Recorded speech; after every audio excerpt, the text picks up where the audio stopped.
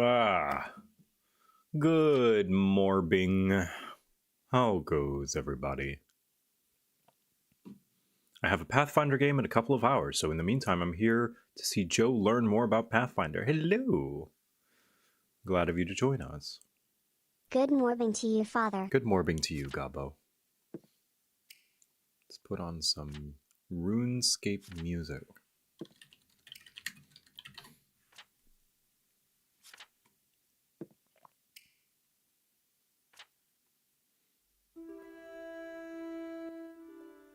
RuneScape 3 music for once. It's JoCat, me. I see auto... Oh no, not autocorrect.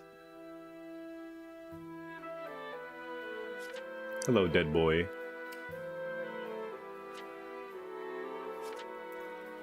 Hello. Is there a sign-up sheet for the next glam contest and theme? Theme, yes. Summer vacation. Sign-up sheet, not until tomorrow morning. That's how we did it last time. That's how we're gonna do it this time. Just so that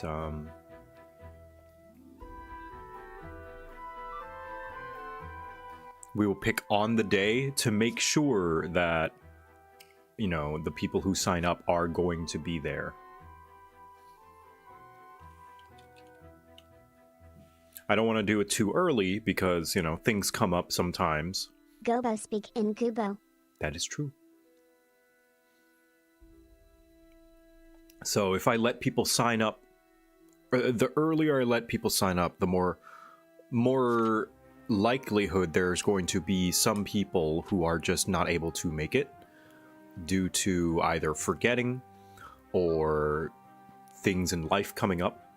So to guarantee the most amount of people, even last time, like even as I had people able to sign up within the hour of the glamour contest, some of the numbers, some of the sign-in names that I looked up were not available, either because they were offline or they misspelled it. So, good morning to you. Good morning, Toxicangle.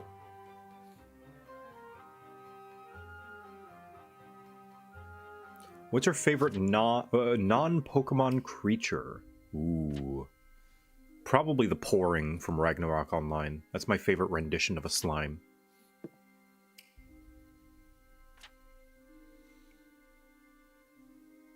JoPat, I'm confused. What's going on anymore? You probably go take a nap.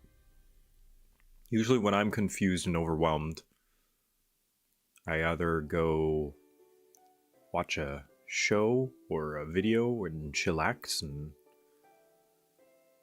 eat a snack, or I go nap.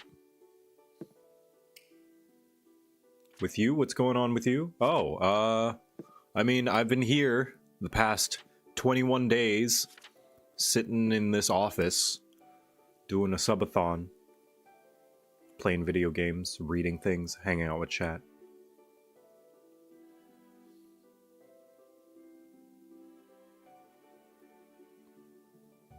JoCat, yet you're a dog haver.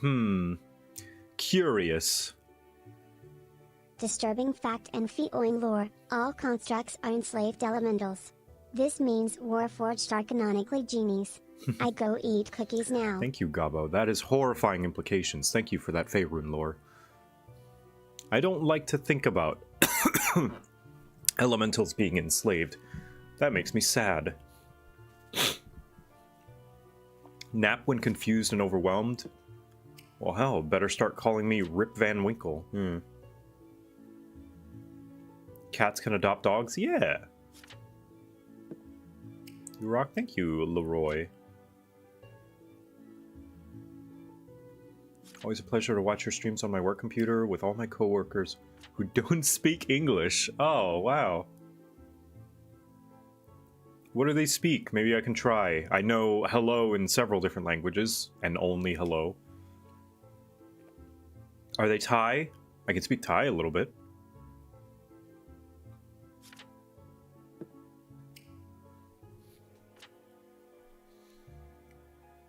Oh, me and my brother adore watching. Thank you, Witch Queen Hunter.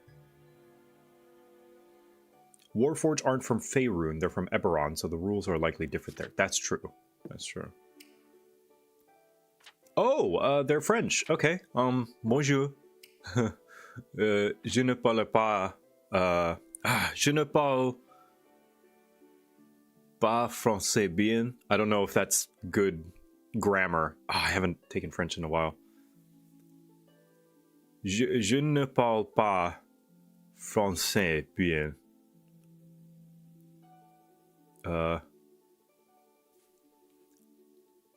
Father is doing French on stream. Ah, je ne parle pas bien français. Merci.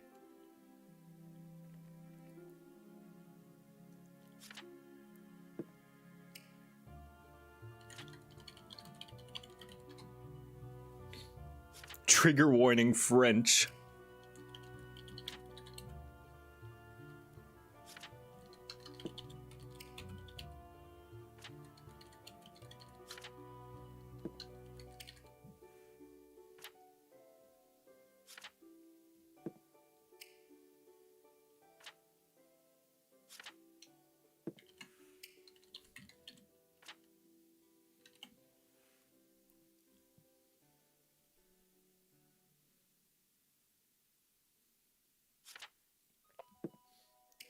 Do you know some Hungarian too? No, absolutely not. Zero. Did I wake up to the French in the stream? The teeniest bit. I took French in high school for 1 year, and then that was it.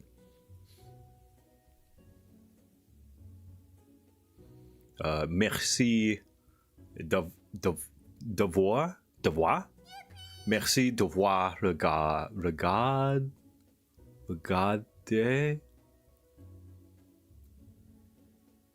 How do you say thank you for watching?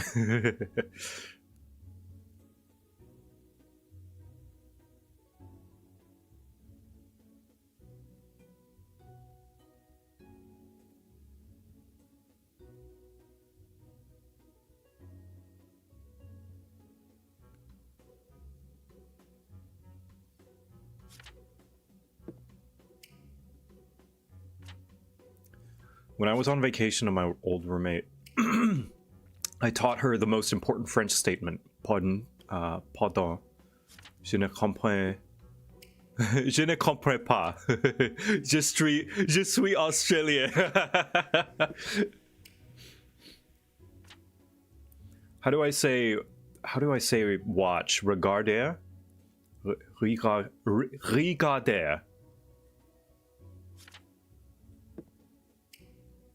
Pardon? Merci de regarder ce stream.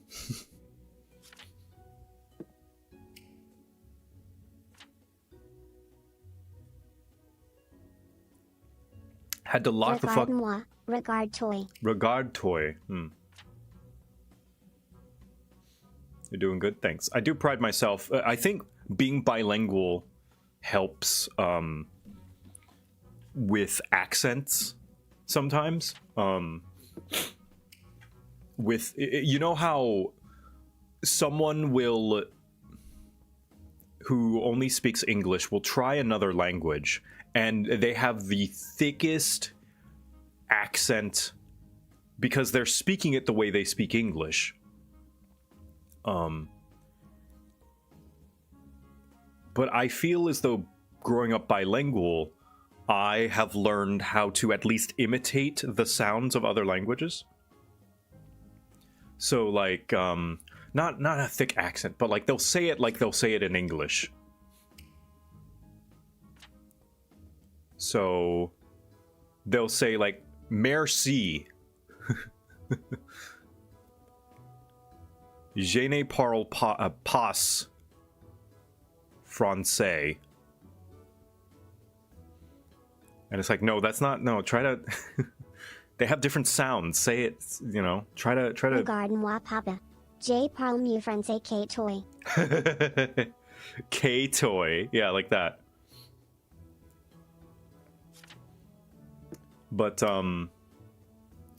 I think growing up bilingual with two languages that are so vastly different. Thai and English have taught me how to do different sounds and like at least mask the inexperience a bit by, or rather, imitate the proper sounds, because Thai and English are so different. Thai is a tonal language. How's your Japanese? Oh, awful. What did you end up learning to get around? Very little, the bare minimum. I mean, I've learned how to say thank you. Like, I mean, but that's basic. That's everyone. Arigatou gozaimasu.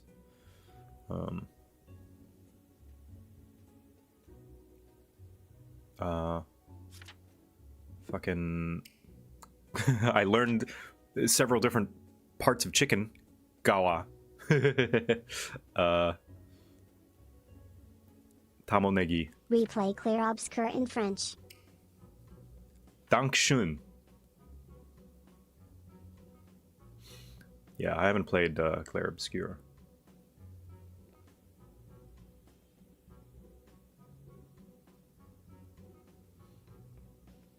But yeah, like Thai, the NG sound that English has at the sort of middle or end of words, like walking, ending, fling. They don't. Thai has that at the beginning. The letter is called ngongu, and that the word, the letter is associated. That's the word for snake. Ngu. Ngun is silver or money. Let's see. Thai words that start with ngo, ngu.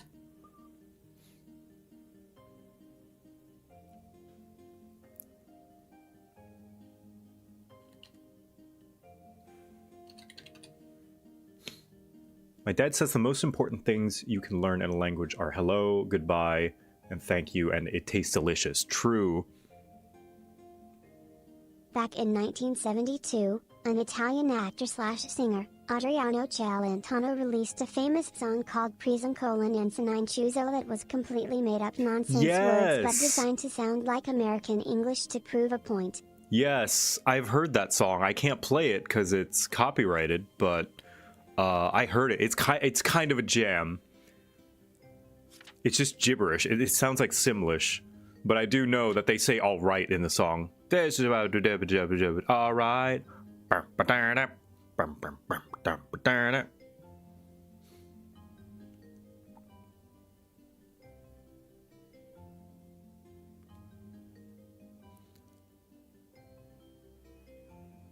Let's see, Thai words with ngongu.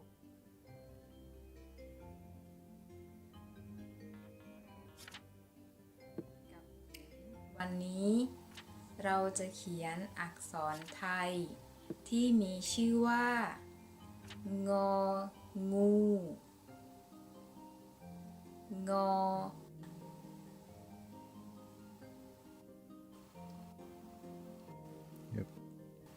Give me some words. หน้านะคะสวัสดีค่ะ Oh, that's another thing. Fun fact, if you don't know Thai, fun fact about Thai is in order to be polite, you add ka or kap at the end of your sentence in order to make it more polite. And that's basically the feminine and masculine, respectively, sort of, not honorific, but like punctuation.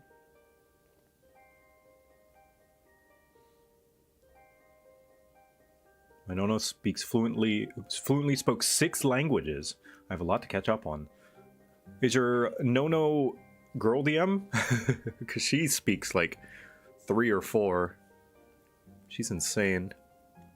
She's from Switzerland, where they have 4 national languages. Wow. To be polite in Filipino, you add the word po at the end of your sentence. May I borrow your sugar, po? What is your heritage, if you don't mind me asking? Half American, half Thai. I don't know if I have dual citizenship. Probably not. But my mom is Thai, my dad is an American white man.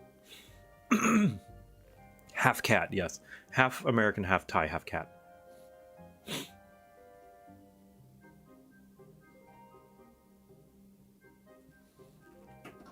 I grew up in Thailand for 11 years.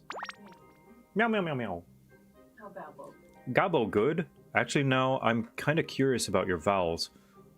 Do Mary, Mary, and Mary sound the same? So sometimes I will actively adjust how I say a word, even though it's not in my natural accent. So Mary, Marry, and Mary sound the same or different to you. Oh, naturally, if I said it naturally, they would sound the same. But if the two words were close to each other, I would deliberately say them differently for clear audibleness. Yeah, like you can hear the difference between desert and dessert. Yeah. But like, example, I have, even though it is not in my natural accent, I've started saying horror when, horror films, so that it doesn't sound like I'm saying horror, because that's how I normally say it, horror. But that's how I do as well. I've just accepted it. Yeah. Socks. I came to see if you ate breakfast. I had a cookie, a couple of cookies and some milk. That's not breakfast. I mean, it's like a pancake. Maybe pancake isn't breakfast. I think a lot of nutritionists have probably been trying to say tell us that for a while. Cereal's definitely not breakfast. Yeah, cereal is dessert.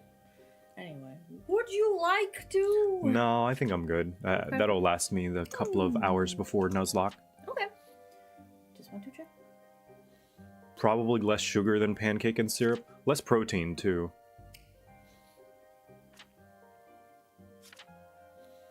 What about bran cereal? I don't know.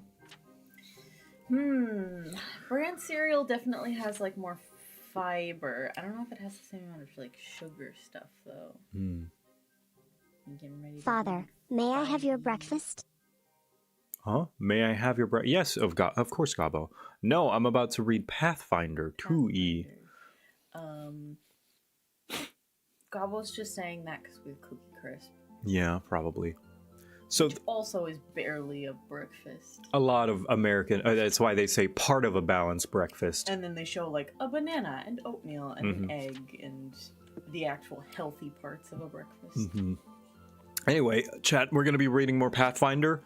What would you say is a good chapter to read? Since I've read all the basic ones that I've wanted to, read a lot of the rules, I read archetypes, which was fun.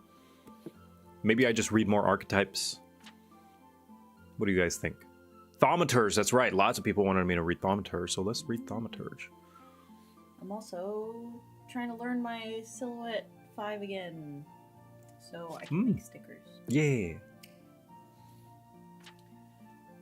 Well, anyway, I gotta go chat. I'm making coffee. Go make coffee. What about tea? Would you like a cup of tea? I would actually like a cup of tea. Thank you. Could you take this cup with you? Yeah. Thank you. I love you. I love you. Oh yeah, make Victor Quibbles. I'll read Thaumaturge and I'll make Victor Quibbles. Let's see. Is Thaumaturge an archetypes? Where is Thaumaturge? I don't see it. One sec. Let me show you guys what I'm looking at. Perfect timing, just back from adventuring. It's a full class. Is it in Core 2? Oh, not in the core rule books. Oh, okay. To the archives.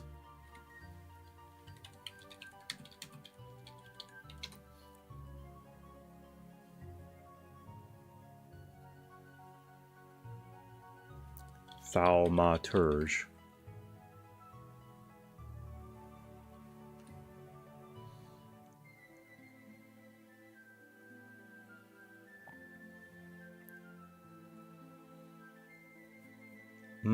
Key attribute charisma. Okay, let's read the flavor. The world is full of the unexplainable, ancient magic, dead gods, and even stranger things. The show. In response, I just remembered one of my favorite jokes about Justice League Unlimited.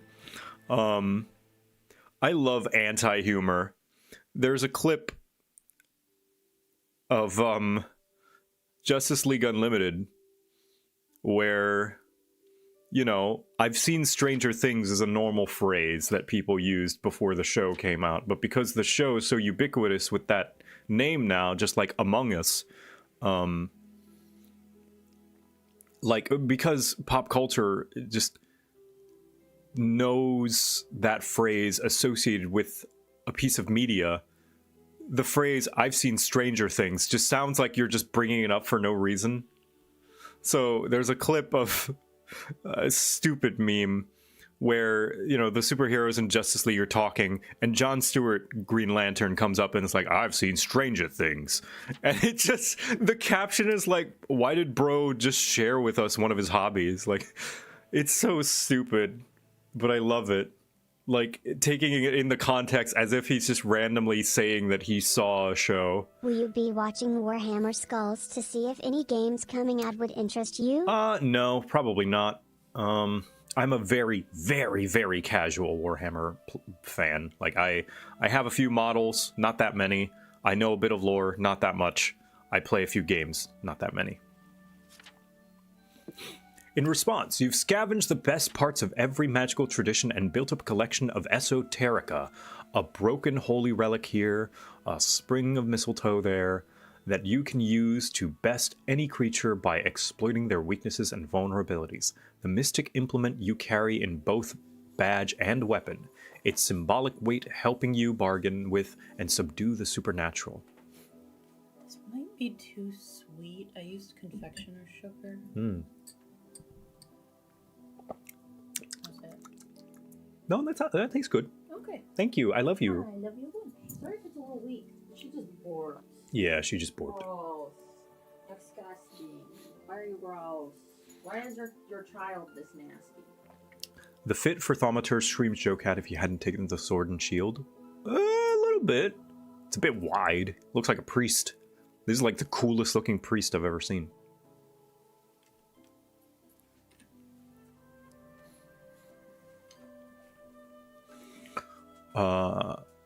The mystic implement you carry is both badge and weapon, its symbolic weight helping you bargain with and subdue the supernatural. Every path to power has its restrictions and cost, but you turn them all to your advantage. You're a thaumaturge, and you work wonders. Bizo establishes iconic characters to represent its classes. The Thaumaturge iconic is Miasiri F, canonically non-binary. Good for them! Well, of course they're non-binary. They have multiple different magic items to work with. Sometimes you gotta feel it out.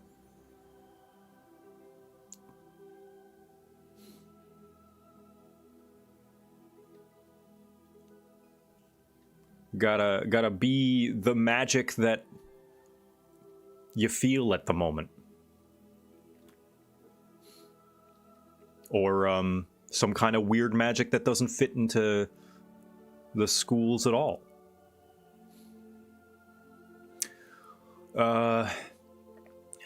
8 plus your con hit points, you know, middle of the road.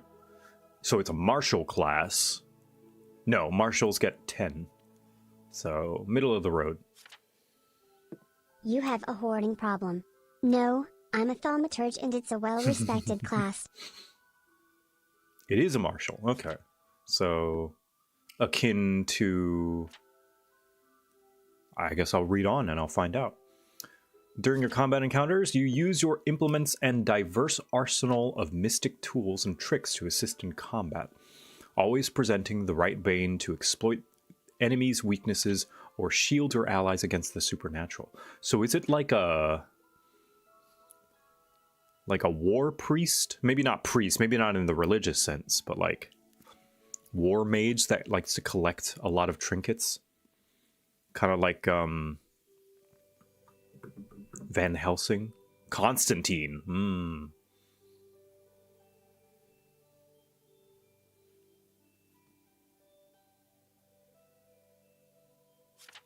You understand and nudge the social connections between people, much as you strive to understand the larger ties between mysteries and concepts. This helps you find common ground when negotiating between the mundane and supernatural, or even play one side against the other. Their implements are kind of like Castlevania sub-weapons. Closest D&D equivalent would be Artificer, but he doesn't craft things, he finds them. I was gonna say that it sounds a bit like Artificer besides the crafting. Like having a lot of little gizmos and gadgets, but they're more like symbols and trinkets and all that good stuff. More Witcher than Priest, non-magical monster hunter. Gotcha. A Witcher. While exploring, you investigate unexplainable phenomena around you. Yeah, that sounds like a Witcher. Witcher is like fantasy Batman. Fantasy you investigate. You take appropriate precautions to ward yourself and allies against paranormal threats. Where necessary, you create your own path through the unknown. Oh man, now I kind of want like a film noir, not film noir. We don't have name brand magic. Is store brand okay? Yeah, that's store brand. Store bought is fine. If you can't make your own, if you can't afford name brand magic. 8 HP marshals tend to have a lot of skills buffs, debuffs to make up for lower HP. Victor Quibbles might make a very good Thom with shield and weapon implement and regalia. Maybe. I don't know that Victor is much of a... Well, maybe. He does investigate. You do investigate a lot in 14. That's for sure. And search and stuff like that. I'll see what the features are like. Expert in perception. You do get charisma, which is neat.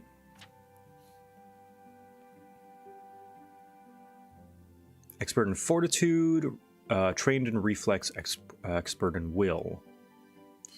Trained in arcana, nature, occultism, and religion. I don't know, actually. Victor is not really the most magically in tune. Thaumaturge is Simon Belmont, Geralt of Rivia, and Van Helsing from the Hugh Jackman movie. That's yeah, okay. Yeah, I thought Van Helsing at the beginning, although Van Helsing is more like a monster hunter. He does have, like, magical trinkets and stuff. But I think he'd rather just kill the target, shoot it, perhaps. He does understand monsters, though, pretty well. Yippee, learning. Hi, Anarchy! Oh, Anarchy! I need you to show me your character from 14. Send me a screenshot, please. I want to see them. I want to know what you made. Did you make a Benui? Or did you make a Hewer? And if you made a Hewer, did you make a Thailander? You made a human? Okay. Did you make the buff human or the not buff human? Both are valid. I'm just curious. I want to know about your character. Gabo's perception is so well I can perceive the future. Right now, I perceive you will give Gabo a cookie shortly. True. I will. Buff human? Hell yeah, Thailander! I got really angry at the character creator. Oh, how come? Because of all the limitations? Because if so, yeah, that's totally understandable. Yeah, it's very limited. Especially the hairstyles. There are not a lot of good hairstyles. Luckily, you can unlock them. Downside, you have to unlock them. Soon that may not be a problem. No, it's still the things that they've shown that they're going to update the character creator. It's still very limited compared to their contemporaries. Like, I don't need Black Desert Online, but like you compare it to something like Guild Wars, and it's like it's pretty. Yeah, the only hair I liked was on the bunny girl, and I didn't like the bunny girl. Yeah. There's a lot more hairstyles in 14, but you gotta unlock them. Sadly. You started a free trial, yeah? So that you don't have to worry about your subscription fee coming?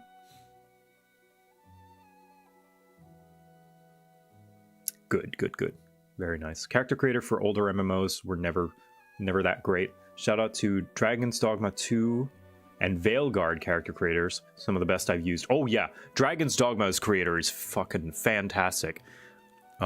As is Monster Hunters, because they share the same engine. DD2 anyway. DD1 is still pretty good. But yeah, DD2, Monster Hunter, they share the RE engine, which does faces really fucking good. Also, hair and drip is now my goal for progression. Yeah, there you go. Like, here, let me show you. When DD2 released its character creator, I sent a screenshot to my friends, being amazed at how the presets just look like normal people that I've seen.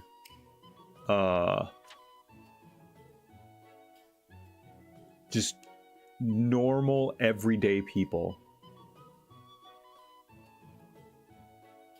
Let's see, where is it?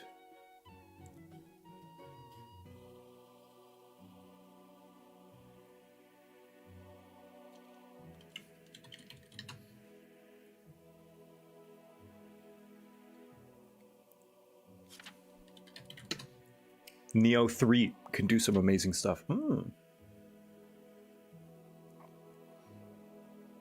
Like, here, I'm gonna... one sec.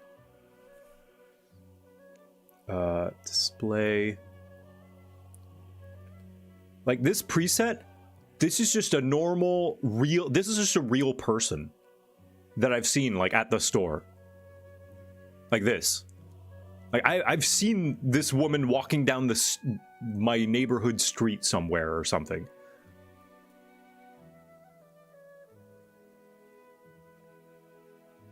I like the BG3 faces for that reason. The vanilla ones aren't too hot or anything. You look normal. Yeah, because I think they were scans of... Oh yeah, and Germa.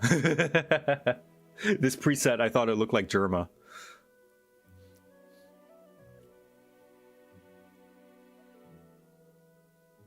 But yeah, the RE engine is fucking fantastic.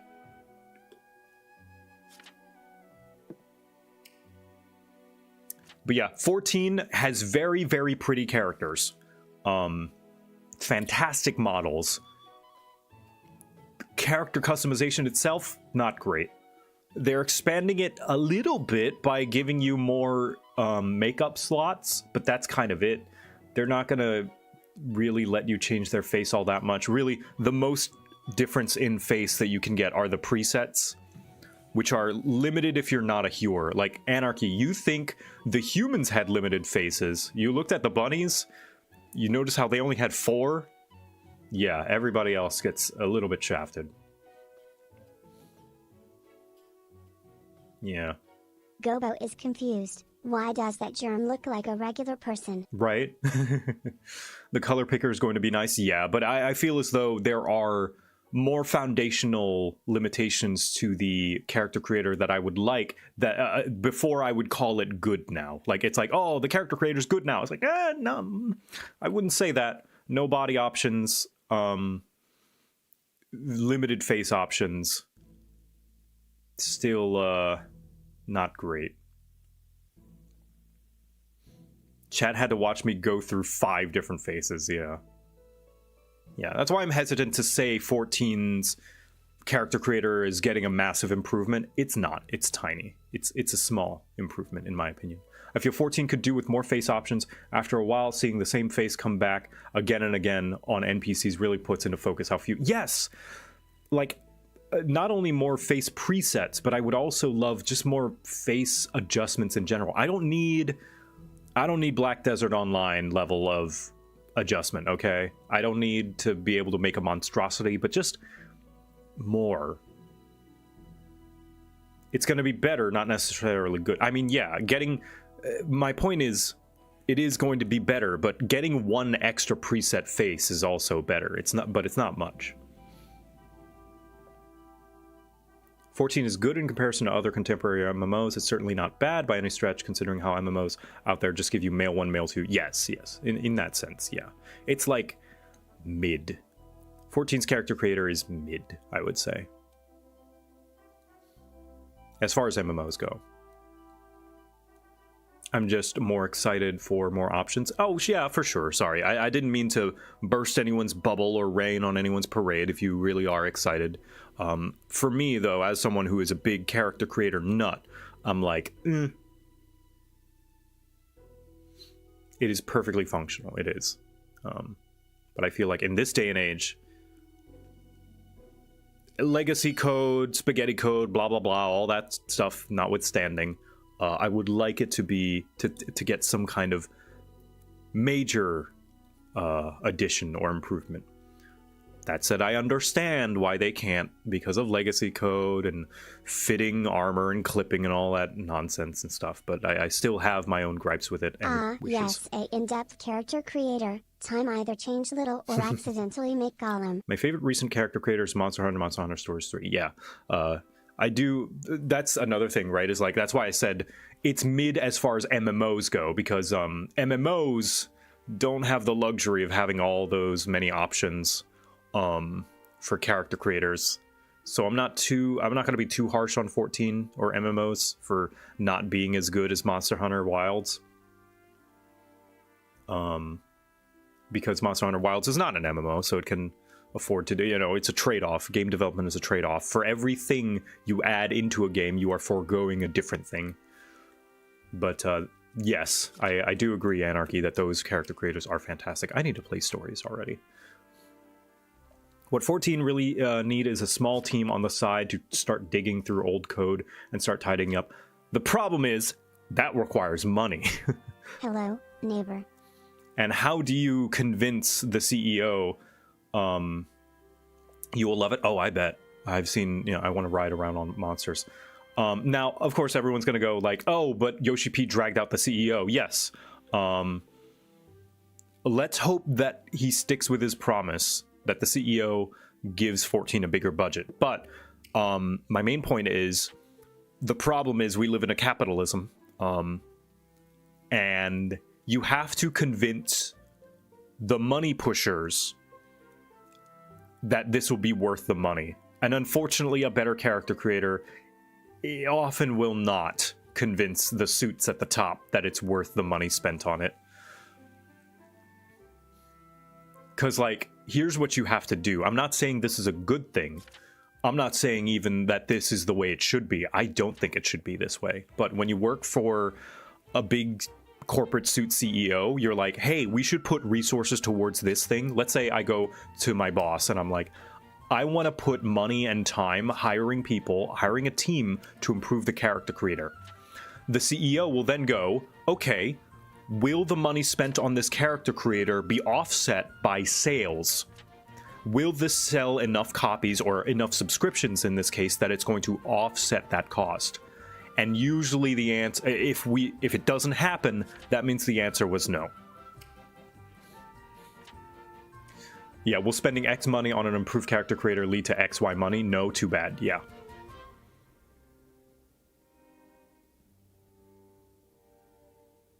Evercold seems like it'll start bearing the fruits with system revamps.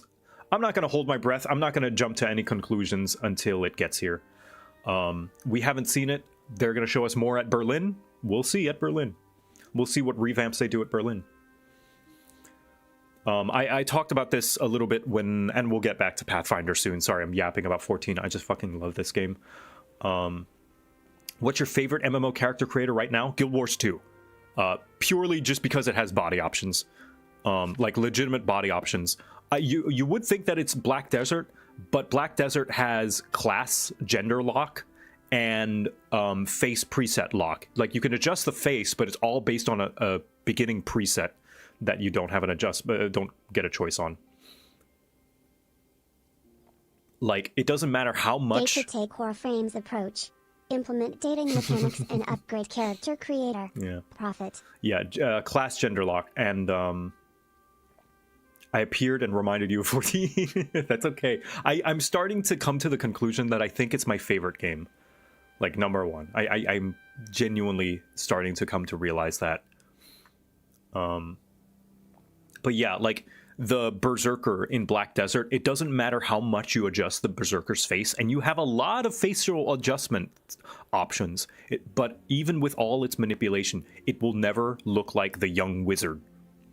You can make the wizard look young in Black Desert, the male wizard. You actually have two presets between the old guy and the younger one. Why are the dragon men so big? a combination of things. Lore, which I don't follow, but partly because the dragon girls were just a slight modification from the cat girls when they were still being developed, and they had a budget of $5, so they mostly reused the same frame as the cat girls, and so they didn't have much budget or time to really make them look that different. Game devs, give me an MMO with character creation from Dragon's Dogma 2 and or Monster Hunter Wilds, and all my money will be yours. Yep, I would love that. I want to walk around as my perfectly personified dude or lady in an online world. Agreed. Maybe in a couple of years, maybe in a decade, MMOs are not the popular juggernaut of industry that they once were, so fewer and fewer MMOs are being funded and developed. So, and fewer people are playing MMOs than they once were, I think. Well, a lot of people are playing MMOs, but I think MMOs are adjusting what they are because the old school style MMO is not appealing enough to the masses, enough to make a profit. So fewer MMOs are being developed on a large scale anyway. There's a lot of smaller MMOs. Fewer newer players in MMOs, yeah. Yugiri with the Hood was on a Mikote. Yes, exactly. There's an NPC towards the end of A Realm Reborn called Yugiri, where they didn't have the dragon people. They're called Aura. They didn't have Aura ready yet, so as a placeholder they just used a character with the Mikote frame, and so that's why the female Mikote have such a massive like gender difference with the males. Another victim of the budget, of the small budget that 14 gets compared to other MMOs, of course. Hopefully, again, fingers crossed. I am not... fingers crossed that the bigger budget gives them more things to do. My realistic hope... Like, they are not going to do any massive revamps of the character creator in Evercold. But my more potentially reasonable copium is that 9.0, we might see the possibility of more character creator stuff. I do think that's the more realistic expectation, is if, a big if, massive if, we get a significant overhaul to the character creator, it would come in 9.0. My guess, anyway.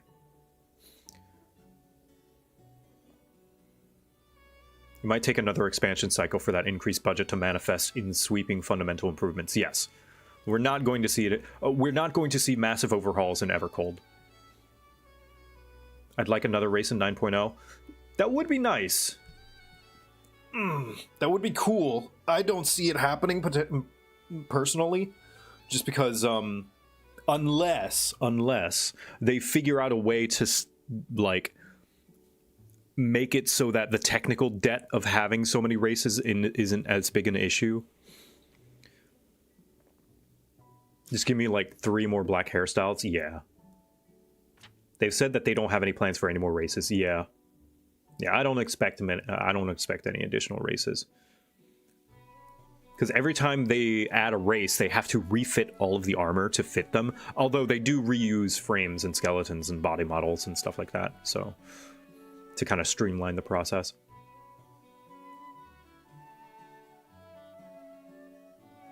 I imagine they just give us a third clan for every race. I think that's possible.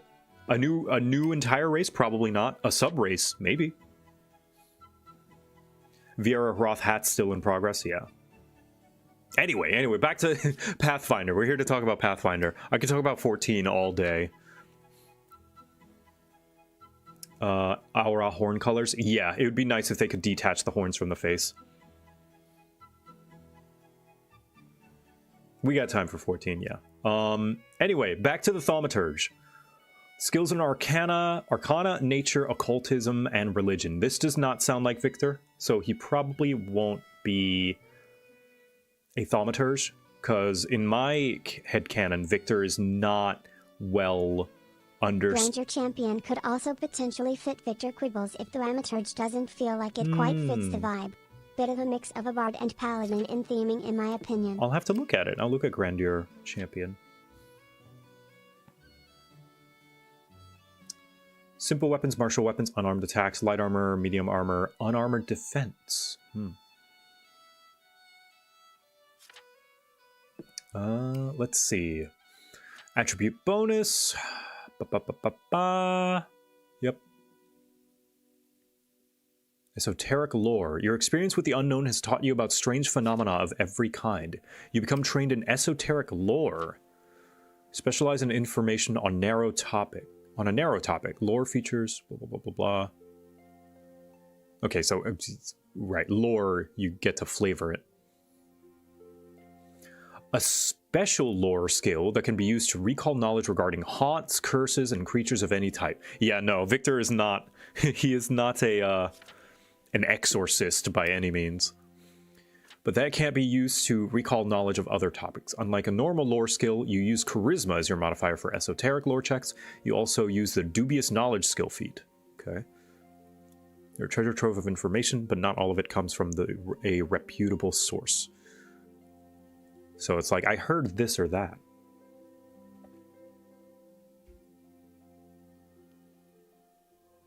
Lore is a more narrow skill, like sailing lore if you have a sailor background. Gotcha. Your implement is a special object of symbolic importance, your badge as you treat with the supernatural, and a powerful tool if things turn violent. Choose an implement. You begin play with a mundane item of that type, and you gain initiate benefit for that implement. While an implement is useful to you, it typically has no value if sold. If you acquire a new object of the same general implement type, you can switch your implement to the new object, spending 1 day of downtime with the new item. Okay. While your implements are your primary tools in dealing with the supernatural, I think Victor as a swashbuckler with a shield and rapier would be neat. Swashbucklers can get a feat that let you have your shield permanently raised without spending an action each turn. That's pretty cool. I do like that. You keep your esoterica in easy to access places. Yeah, I don't think Victor is very much of a trinket collector. This does give me really cool imagery though of like a big hefty monster hunter with an entire belt full of like ankhs and like prayer beads and totems and little idols just hanging off of them for every situation.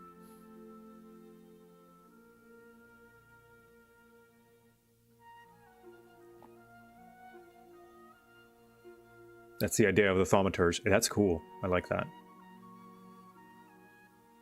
Look at the icon for the class.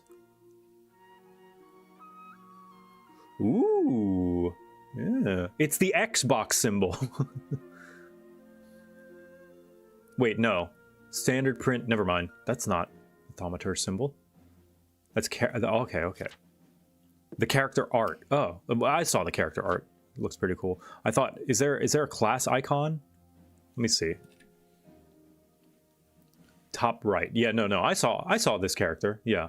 I'm trying to see if there's a class like icon art.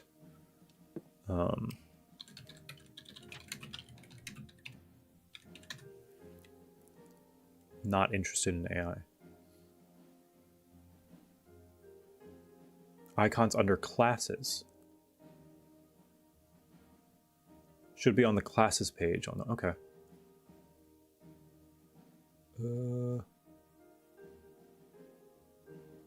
Rules. Legacy version? Sidebar. Okay. Character creation. Oh look, a werewolf. Classes. Let me stick this silver coin to my sword and do extra damage. The class. Oh, you've got a candle, a goblet of wine, and a ritual dagger. Ooh. That's pretty cool. Yeah, I like that. That's pretty neat.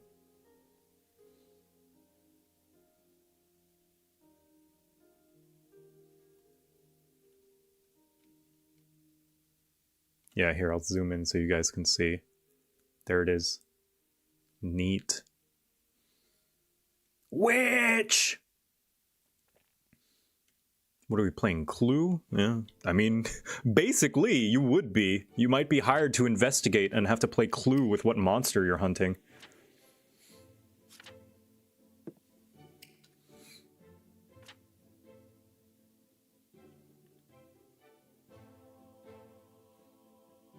Exploit vulnerability.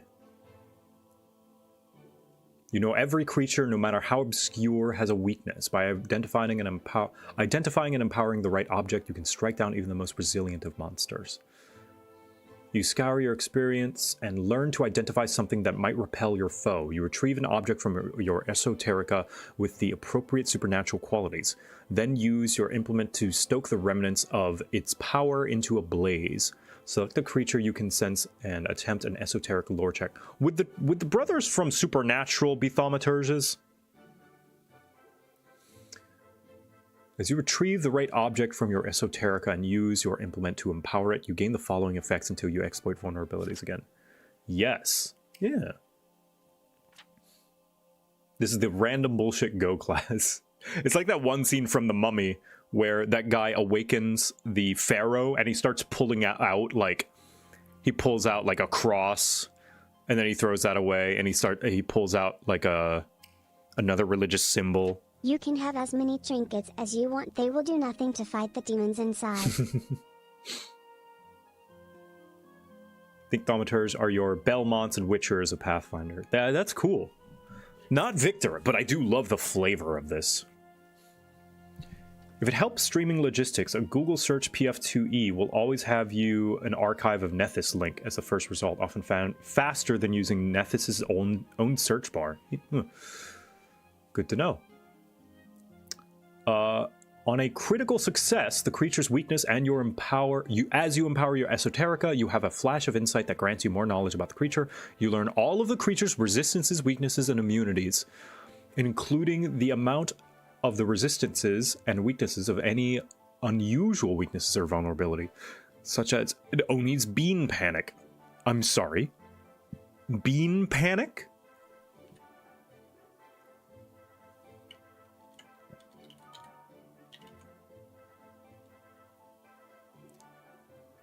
Oni are allergic to beans.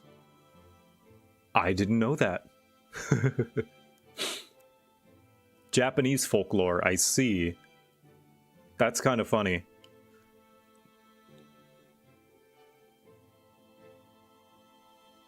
Click on one of the Oni. Alright.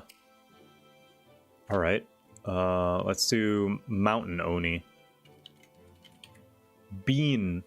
Weakness, bean panic. Oni are curiously afraid of beans, especially as the season begins to change. If a creature interacts to throw a handful of beans at the Oni becomes frightened too. While frightened this way, their weakness to spirit damage is increased by 5. The Oni then becomes immune to bean panic for 24 hours. That's a handful of beans!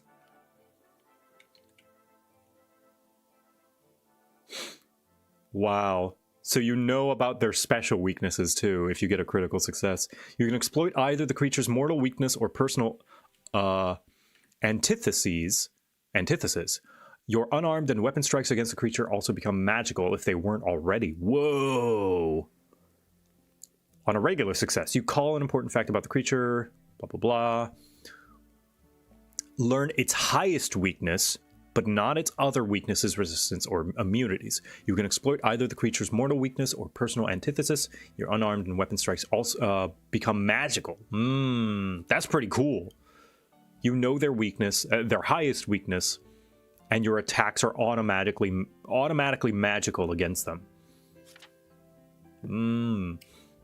So this means you can hunt werewolves. You don't even need a silvered weapon. Neat. Failure. Failing to recall a salient weakness about the creature, you instead attempt to exploit a more personal vulnerability. You can exploit only the creature's personal antithesis. Your unarmed and weapon strikes against the creature also become magical. Even if you fail! Even if you fail, your attacks are still magical. On a critical failure, you couldn't remember the right object to use and become distracted while you rummage through your esoterica. You become off guard until your next turn. Ah, shit. Ah, fuck. What was the one to beat this guy again? Ah, shit. Oh, no, that's an Ankh. Oh, those are prayer beads. Ah, fuck.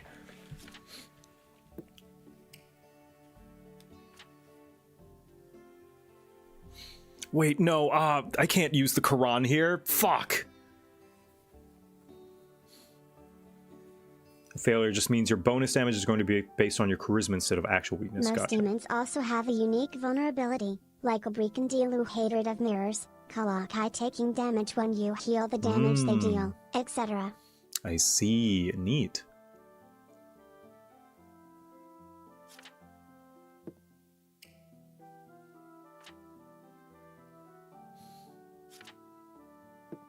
Thaumaturge class feats. I'll look at those later.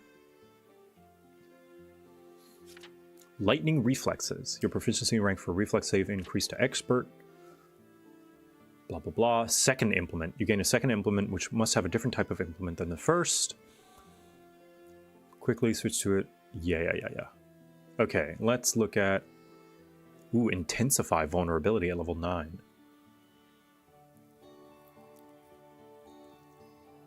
You present your implement and esoterica again, intensifying their effects on the target in a way unique to your implement. You gain the intensified vulnerability benefit. Yeah, blah, blah, blah. Let's look at the feats. That's where things are interesting.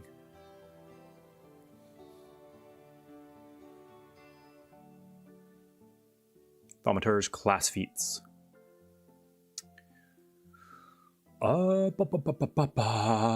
Okay. Ammunition. You're so used to handling your implement, weapon, and esoterica in the heat of combat that adding a few bullets or arrows to the mix is no extra burden.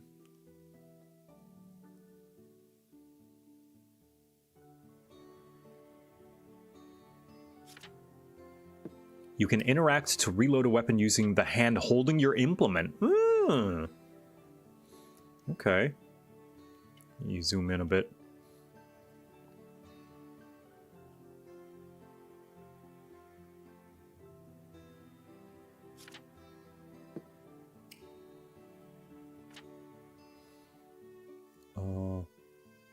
Root of Life. Marigold, Spider Lily, Penny Royal. Oh, Corin, thank you for gifting a sub to non-binary Nyan. Much appreciated. Thank you for supporting the The sub. implements are juicier than the feats. You should look at those first, Father. All right, I'll believe you. I trust you. Let's see. Implements. Implements.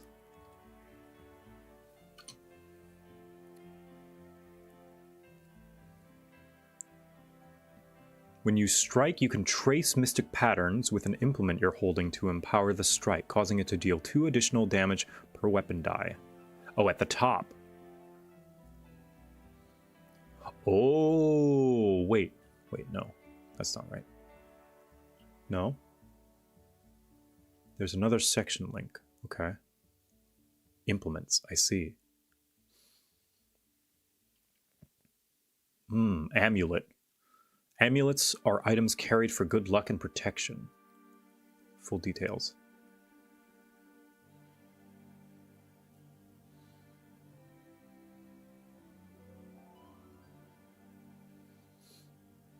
Oh, so all of these implements do different things.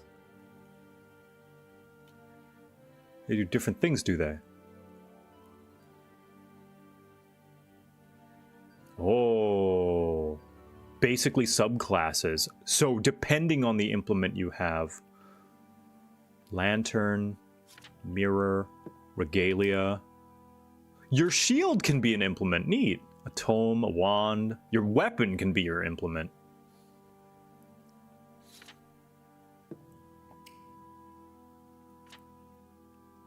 Okay. So you gain ambulance, abiance reaction.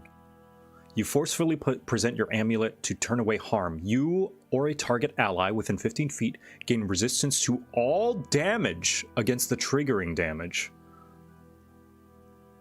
The resistance is equal to 2 plus your level.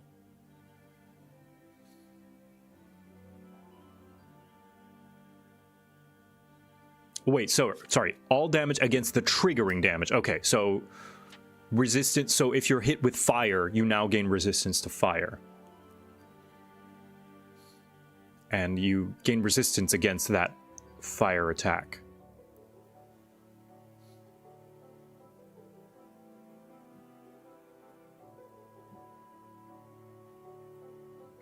There are 3 active implements, and there's 3 reactive implements, and 3 passive implements. I see. Shield is a new one, which doesn't fit that scheme. Neat. Oh, if you get hit with a flaming sword, you gain resistance to slashing and fire. Oh, so this is really good against, like, composite damage. It is a numeric reduction, not half damage. I see. So the resistance would be, you would subtract 2 plus your level from the total.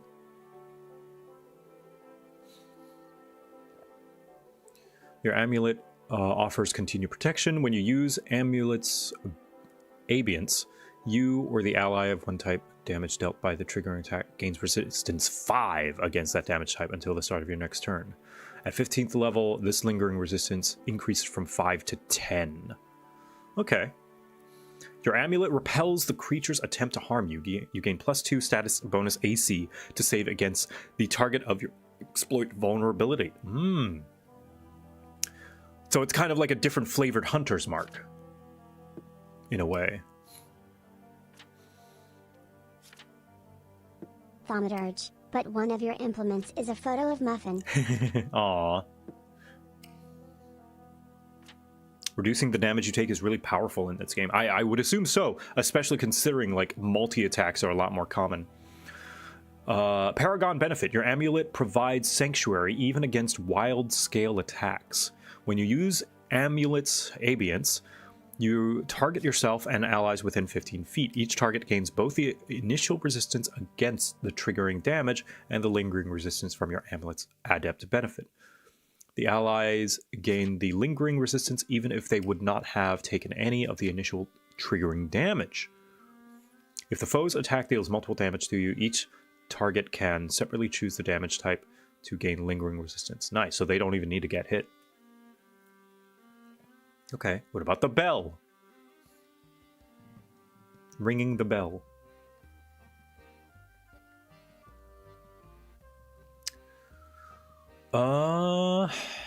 Okay. You're holding an implement and triggering. Okay. Your implement sings out abruptly, disrupting your foe.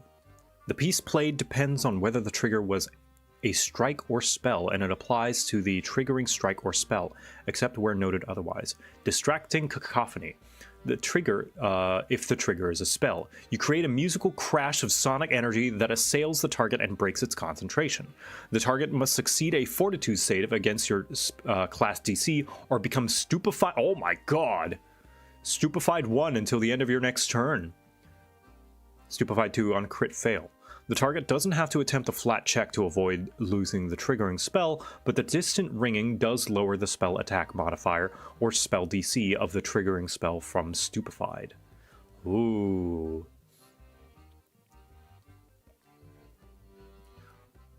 Disrupting harmony if the trigger is a strike. You create a strangely discordant harmony that sinks into your foe's body and throws off its movements.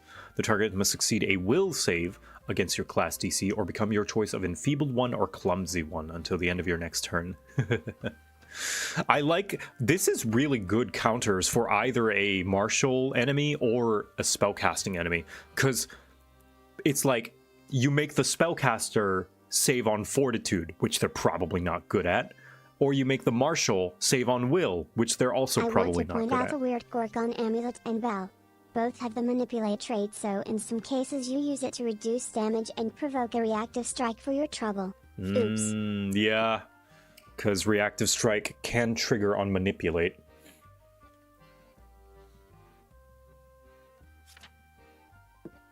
It's a fort save on spellcasters or will and marshals, yeah. Really good at fitting into a party. Oh yeah. Your bell resonates powerfully, causing the effect to last longer. Adapt to benefit. The conditions from ring bell last 3 rounds instead of 1 round. Ooh. I mean, yeah, that's level 7, so that's pretty strong. 3 rounds, that could be the whole combat.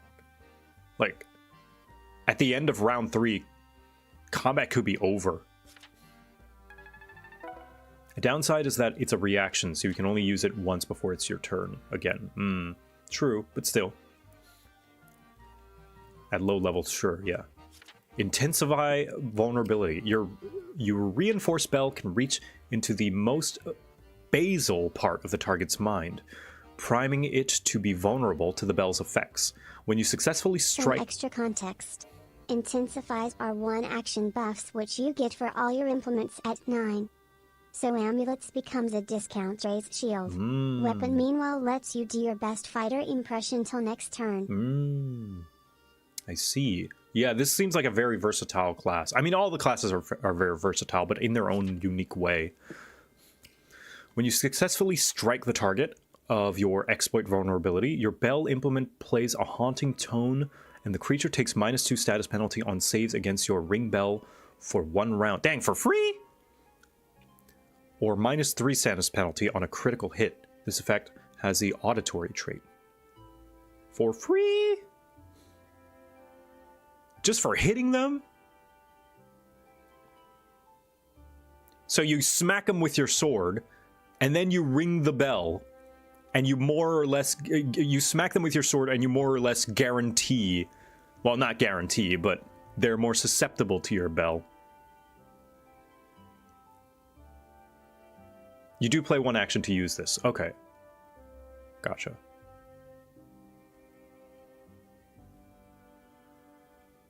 No, but I mean, like, the effect is attached to, like, you do need to spend an action to exploit vulnerability, and you also need to spend an action to strike. But this is just a thing that is attached to your strikes against a vulnerable enemy now. That's the part that I was like, for free?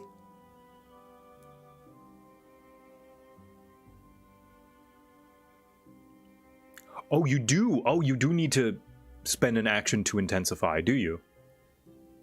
Oh. It doesn't say. Please note the level requirement on those intensify and paragon benefits. Everything in the game seriously ramps up by the time you get those level 9 and level 17 benefits. Oh yeah, I bet. For sure. Like, if you're getting these cool features, the enemies are also getting their own cool features. It's on the classes page. Oh, okay, I see. Intensify was a class feature explained on the class page. I see. Gotcha. I must have missed that. Then. A Chalice. This is on the icon of the class. You drink from the liquid that slowly collects in your chalice or administer it to an adjacent ally. The drinker chooses whether to take a small sip or drain. They're just fighting and you just take a sip. Sippy cup. A sip grants the drinker an amount of temporary HP equal to your level, minimum 3, and lasts until the end of your next turn. That's okay. Drain. Healing vitality. Drinking deep instead heals the drinker 3 hit points for each level you have. After the chalice is drained, it's left with only... I'm starting a campaign today where I'm playing a Thaumaturge, and my first implement is the bell. Later on, I'll be picking up lantern and weapon implements. That's pretty cool. Let's just take the mystery liquid that just randomly accumulates in some guy's chalice. Listen, if you had the ability to have... Let's say, I don't know, chat, let's see, what's your demographic? You're around my age, some of you are a little bit younger, you probably stay indoors, you don't have a lot of social skills. Imagine, all right, a cup of infinitely refilling monster energy. Wouldn't you take that?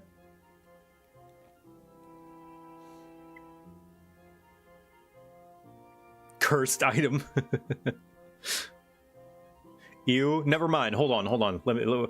Not monster energy. Okay, never mind. I'm not projecting. I don't drink Monster. I just thought that you guys would like Monster. Hold on. Not Monster. Instead, let's see.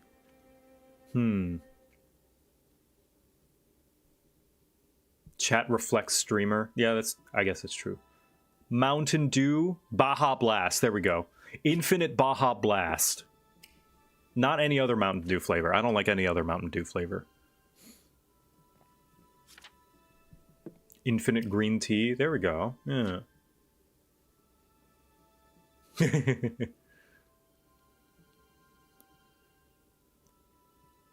Or instead, infinitely refilling Cerveza Cristal. Cerveza Cristal! Anyway, after the chalice is drained, it's left with only its slowly collecting dregs. The chalice can't be drained again, though it can still be sipped from. Baja Blast?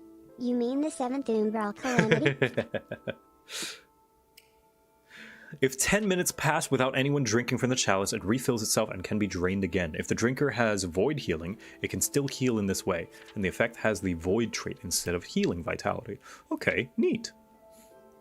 So you can be like a quick little cleric heal.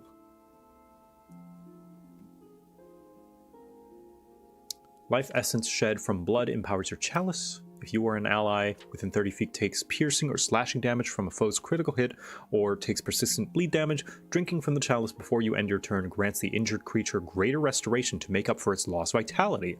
On a sip, the temporary hit points granted on the creature increase to twice your level. When drained, the chalice heals the creature 5 hit points for each. I also do this. Whenever I stumble, or I skid my knee, or I bump my toe against like the coffee table, I also feel a lot better drinking like a Pepsi Zero. More than I would enjoy it if I was completely fine and not injured. The 10 minutes is a constant theme for post-combat healing and recovery. 10 minutes to treat wounds, 10 minutes to refocus, 10 minutes... I see. Yeah, that does make things simple. Cerveza Cristal.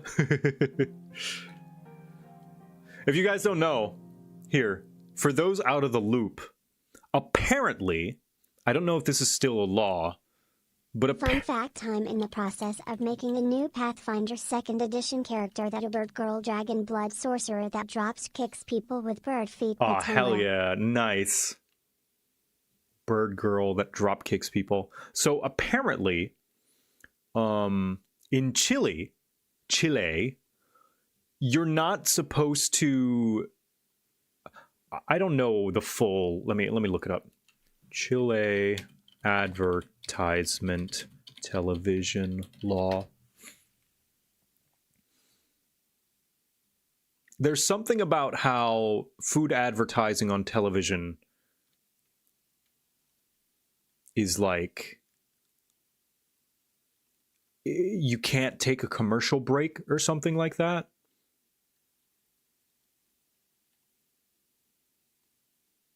Somebody can give me the details.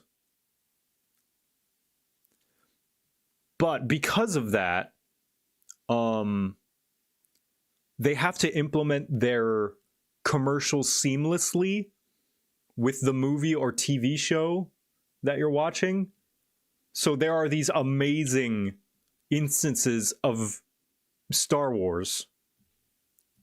The law was specifically for movies, so you can't interrupt it. Ah. Hi, Voxid. What's up? Good morning. I used your model yesterday when we were about to do the green screen in VR chat. I must have done something wrong, though, because I think I must have done something wrong because the eye tracking was, like, weird. It was working fine when you showed me when you were doing it, so I need to go back in and check it, but it looks fantastic. Thank you so much. If I ever do another green screen stream again, I'm definitely using it because it is so good. Voxit, everybody. They made a... Oh, really? Interesting. Feel free to DM. Yeah, for sure. Anyway, this is the seamless commercials in Star Wars. You fought in the Clone Wars? Yes. I was once a Jedi Knight, the same as your father. I wish I'd known him. He was the best star pilot in the galaxy. And a cunning warrior. I understand you've become quite a good pilot yourself. And he was a good friend. Which reminds me, I have something here for you. Your father wanted you to have this when you were old enough.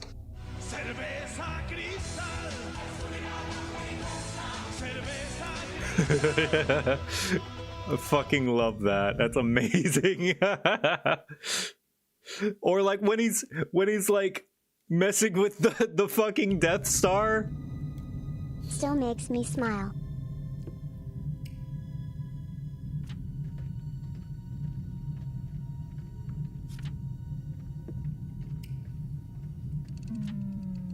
Could you imagine growing up with this and just thinking this was normal?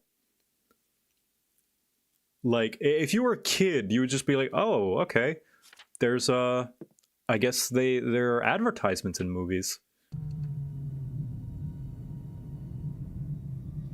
There he is powering down.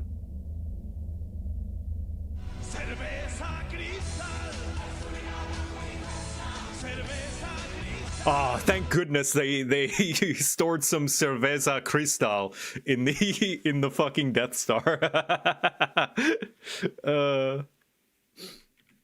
Anyway, I love that. I love that commercial implementation. I love how seamless it is. There are advertisements in movies though they may not be as obvious, but it's arguably worth. Oh yeah, fucking watch any Michael Bay Transformers movie and make a drinking game out of how many times you see real, like, branded products in scenes, and you will die.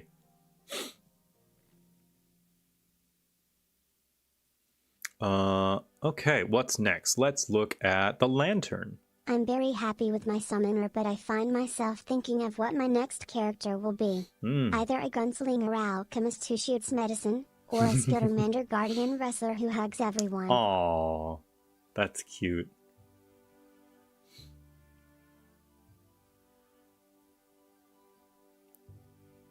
There's a feat that Thaumaturge gets that lets them use implements from 30 plus 30 feet away. So you can just teleport the liquid to a fixed ally, healing the frontline characters while shooting. You just spray it. You just spray it all like it's holy water. Oh, that sounds cool, actually. A battle priest who sprays holy water, like by throwing the holy water in their chalice onto their allies. That sounds dope.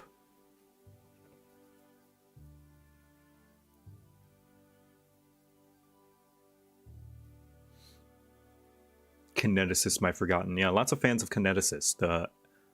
The Bender class, the elemental Bender. Isn't that just baptism? Yeah, but it actually does something. Sorry, that was mean. Sorry, that was low-hanging fruit. Apologies to anyone who was baptized. Sorry, I don't mean that. That's low-hanging fruit.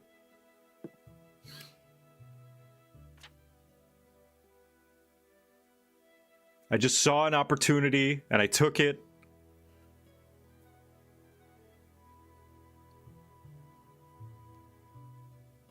No disrespect to the Christians in my audience.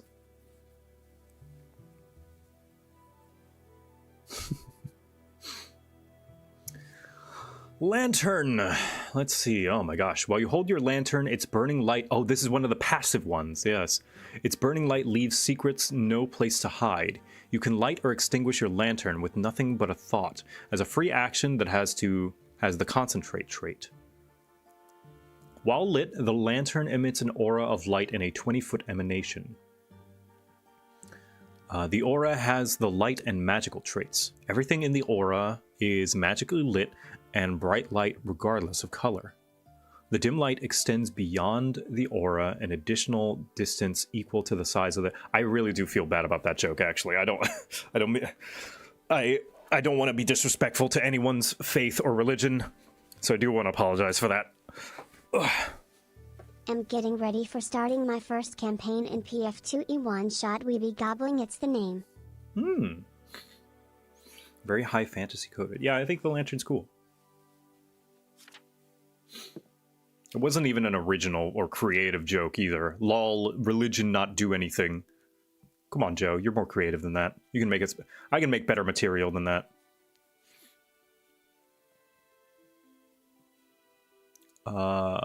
The aura's counteract rank against magical darkness is equal to half your level rounded up. The lantern's aura... Wait. That's a lot of words. I don't want to... Some effects try to counteract spells, afflictions, conditions, or other effects. Okay. The lantern's aura attempts to reveal the unseen. You and your allies in the lantern's aura gain +1 status bonus to visual perception checks. I looked up how Pathfinder's proficiencies work and thought. So that's why the numbers get so big. Mm-hmm. You're playing in a PF2E game? Not currently. Leave counteract for later, it's confusing. Gotcha. Much appreciated. +1 status bonus to visual perception checks to notice. Oh, this would be cool. As like a sort of Gandalf style leader. Like if you have a big staff with a lantern hanging off the edge. +1 status bonus checks to recall knowledge against creatures within the area as the light exposes their true natures. During exploration, even if you aren't searching, the GM rolls a secret check for you to find traps, environmental hazards, haunts, and secrets. The GM rolls each time a given hazard or secret comes within the lantern's aura. These effects have the magical and revelation trait. Revelation? Effects with this trait see things as they truly are. Cool. Mirror. So this one mirrors reflection. You reflect an illusory image of yourself onto an unoccupied space within 15 feet that you can see. You are treated as being in both spaces until I played a Thaumaturge named Ariel the Blind with a lantern implement. She didn't have dark vision, so she was functionally blind to the rest of her people without it. She also carried a golf bag full of scrolls. That's cool. For example, you can attack, seek, and provide flanking even with yourself. You occupy both spaces. Ooh. This is Echo Knight.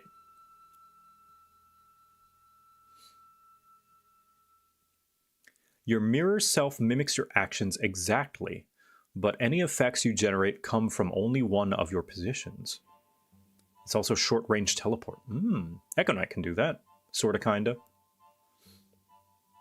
What spells are we looking at? Not spells, but a class feature for the Thaumaturge. You basically get a trinket that you can have as sort of your almost casting focus that you can use for your class features, but also the flavor of that trinket has different effects as well.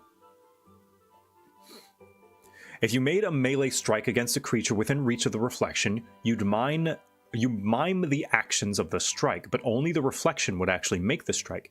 Anything that targets or would affect your reflection affects you and uses your statistics.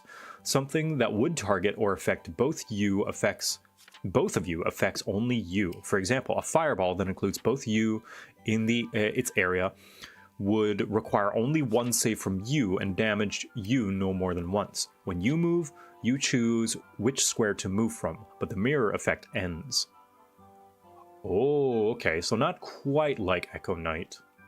A lot more limited. But you can do this as many times as you want, right? Is there any limits to this?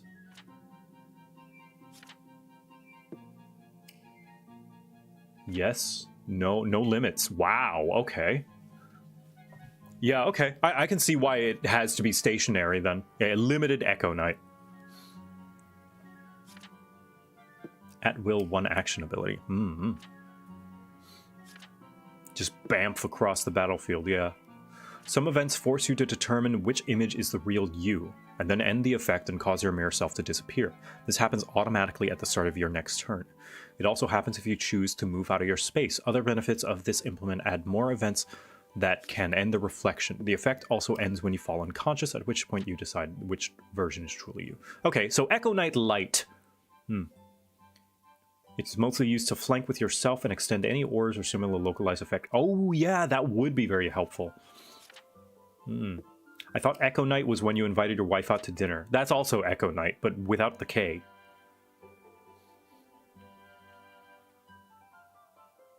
You're more limited because Thaums, one hand is always used for the implement. Yeah, gotcha.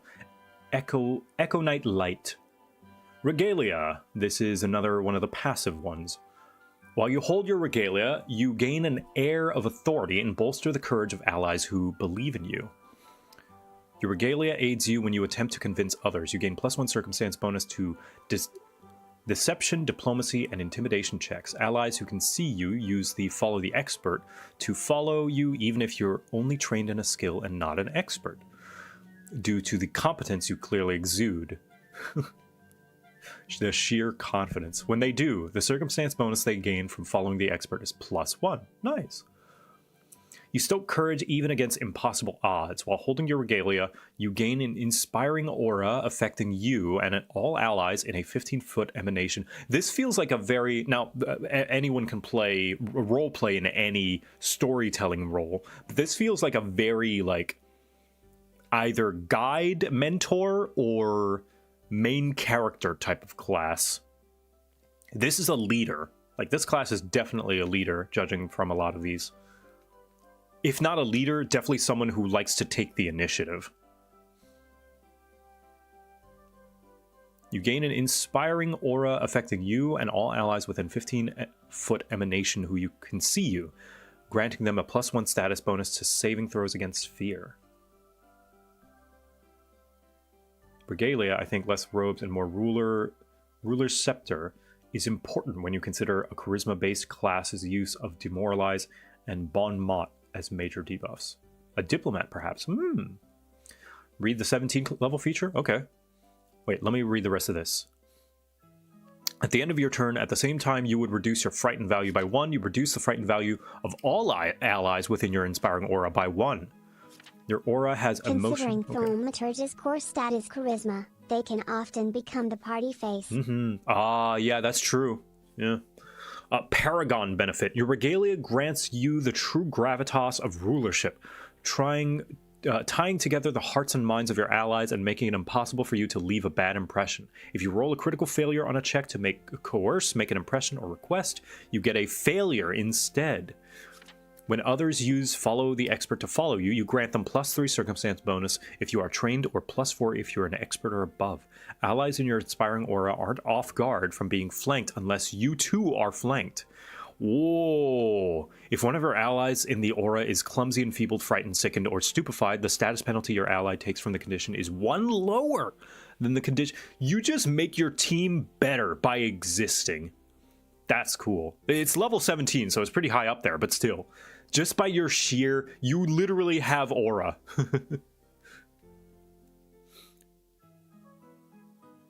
It's 1 lower than the condition's value as long as the ally remains in the aura, unless you two are affected by the same condition. So as long as you're fine, everyone's fine. We have Bard at home, yeah. If your allies are debuffed, no they're not. Yeah, that's neat. Shield. You gain the shield block general feat. If your shield implement would be reduced to 0 hit points, it instead is reduced to 1. Its circumstance bonus to AC when you raise shield is reduced by 1. Reduced. Oh. You can't shield block with your shield implement until it loses the broken... Oh, after it's... I see. When it's broken. You can still use your shield as an implement when it has broken condition. Okay. When you have your shield implement raised, you gain a status bonus to your saves against spells and other effects equal to your circumstance bonus to AC from your shield. Woo! In addition, damage you take as a result of a spell or magical effect while your shield is raised can trigger your shield block reaction, even if the damage isn't physical. Ooh. You can block spells. You can block AoE spells. That's pretty cool.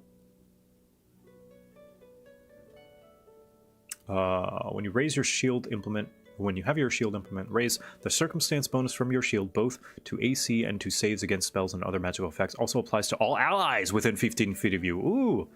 You can use your shield block reaction in defense of yourself or any of your... Ooh, you can dart! You can either give them, like, a Wi-Fi shield. Well, you don't dart to them. This is intervention. This is Paladin intervention from 14. Neat. Welcome back, Skyrim Spellbreaker. Yeah. That's neat. That's cool. Tome. This is also a passive one. While holding your tome, lines of text appear on the open pages revealing useful information. I'm just going to read the first, like, basic one. And then I'm going to move on, because I want to make Victor. We got an hour and a half left, pretty much. While you hold your tome, you gain +1 circumstance bonus to skill checks to recall knowledge. During your daily preparations, you can gain trained proficiency rank in 2 skills of your choice until you prepare again. You retain the benefit as long as the tome is on your person, even if you aren't holding it. At 3rd level, you're an expert in one of the skills and trained in the other, and at 5th level, you're an expert in both skills. Since these proficiencies are temporary, you can't use them as a prerequisite for a skill increase or a permanent character. Okay, so in case you just wanted more stats. Which makes sense. If you just want a stat increase. Weapon. You gain the implement's interrupt action at 5th level. Yep. Implement interrupt. So you target exploit. The target of your exploit vulnerability, use a concentrate, manipulate, or move action, or leaves a square during a move action it's using.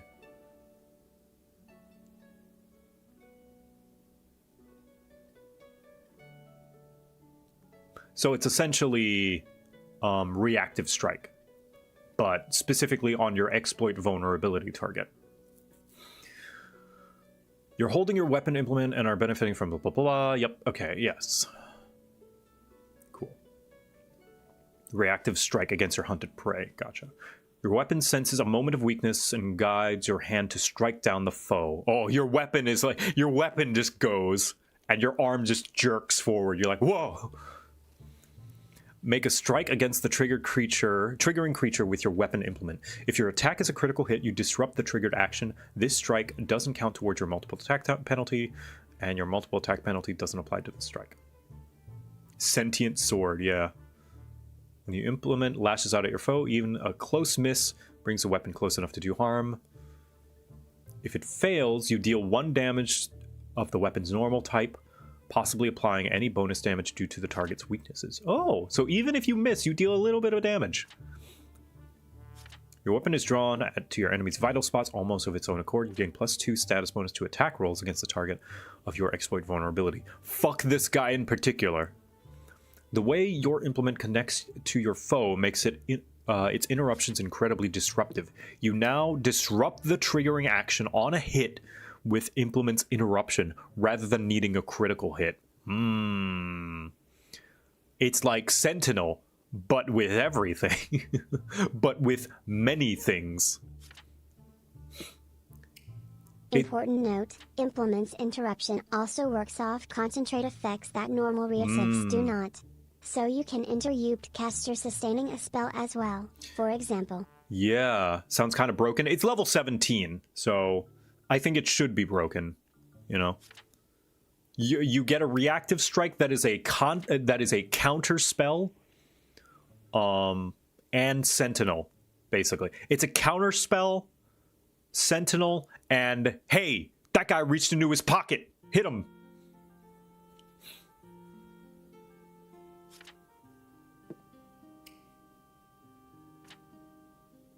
Fighters get that at level 10, so it's fine. Yeah. I imagine this is not the most broken thing. It does sound cool, though. That's for sure. Okay, let me look at champion real quickly. before I make Victor, because I think that might be his main, if not champion, then bard, but I did make a bard for myself. I'm sure I can be a bardly champion in some way.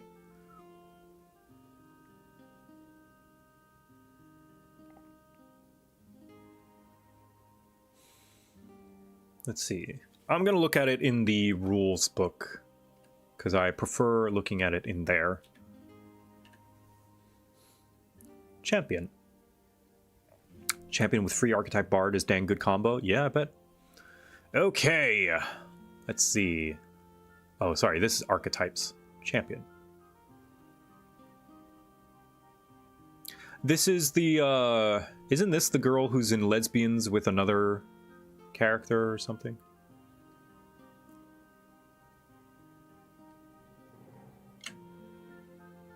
No? Different character? Okay. Cleric and rogue. Gotcha. Okay. Key attribute, strength or dexterity. That'd be the cleric, I see. Bard with champion archetype and vice versa are powerful options, especially in free archetype campaign. Did you just invoke Sesbian Lex? I did. Let's see. Blah, blah, blah. Yup. Deity. As a champion, you are a warrior of the name of deity you revere above all others, the most common deities. So I might go main bard archetype champion, perhaps. In addition to what you get for your first class level, you have boosts to different attribute modifiers. 4 free boosts to different... Okay. Yep. Pretty standard. You get shield block for free. Neat. Yeah, champion is paladin, pretty much. Hey, Arrow Yuri, nice. It's Nolan and her girlfriend, whose name I forget. Yeah, champion is the Pathfinder version of paladin. I did catch that. Cause. You devote yourself to a specific cause in your deity's name. Some causes are limited to certain sanctifications. Your cause adds to your edicts and anathema and grants you a special protective reaction called your champion's reaction. Gotcha. The problem now that I run into with Pathfinder is there's almost too many ways to build a character. And I'm getting a little bit of choice paralysis as to what class combination I would want Victor to be. And I don't want to... You could say, oh, we'll just make like 3 or 4 different Victors and feel which one feels good. But I don't want to do that. Too many cakes, yeah. It's not my steak is too juicy. It's there's a lot of steaks here, and I don't know which one I'm going to like the most. All of them are juicy. Which one do I eat? I only have so much room in my stomach. Just do vibes? I'll do vibes.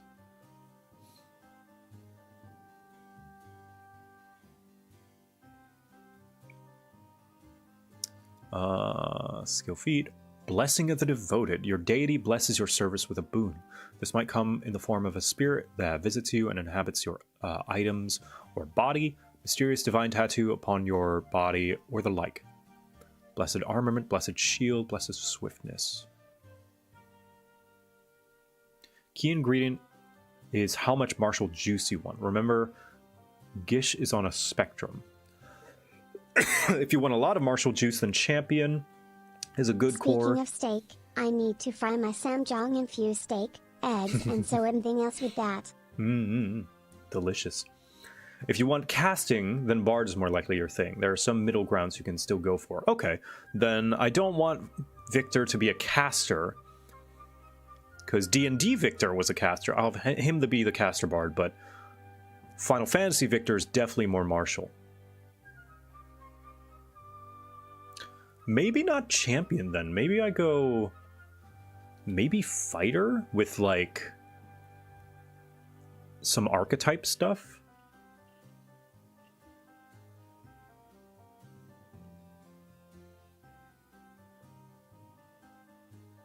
Swashbuckler? People have recommended Swashbuckler.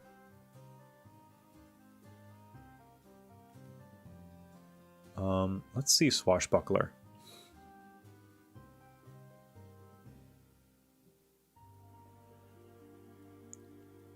Fighter or Guardian are the ideal sword and board types.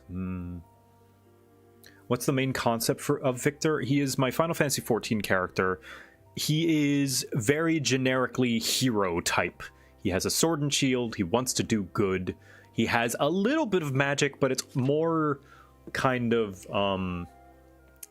more a feeling and a sort of innate talent that he has rather than anything he's studied. He's not in that sense, he's not the best at it. Swash is a dex martial. Yeah, I assume so. Would Victor be a strength or a dex character? That's a good question. I think he would be 50-50 in both. Maybe leaning strength. Guardian with some archetype, perhaps.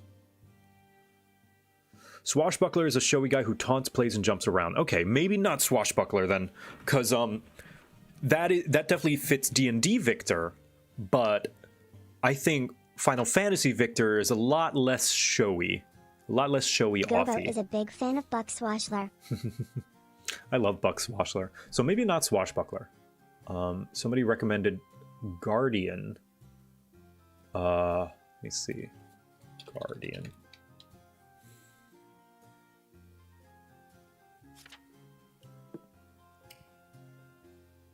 Oh, this is the Mega Tank. Sword and Shield with a little bit of magic is absolutely a champion. Bard can be an archetype thrown in, or if you're looking for more leadership or heroism, martial archetypes can work fantastically as this inspiring hero. Guardian is a good tank, yeah. Let's see. You're unparalleled in your use of armor, squeezing every last drop of protection it offers. You take hits meant for your most vulnerable allies. You can also taunt your foes, drawing their ire and attention so they attack you instead of others. Depending on your background, you might be friendly or coercive during negotiations. You feel more comfortable in the field of battle when you can more easily tell friend from foe, but that doesn't mean you can't bond with other soldiers or those who have experiences similar to yours. Remain vigilant against possible threats, ready to step up at a moment's notice. Constantly wearing armor has made you stronger, allowing you to surmount physical challenges such as moving heavy objects or scaling walls. Your armor and shields might have gotten damaged during your latest adventure, so you spend time repairing and maintaining them.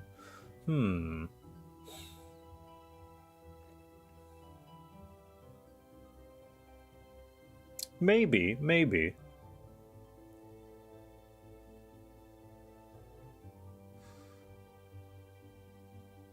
Guardian is great if you want to focus to be on actively protecting others. I do like that. Yeah, I'll look at the martial archetype.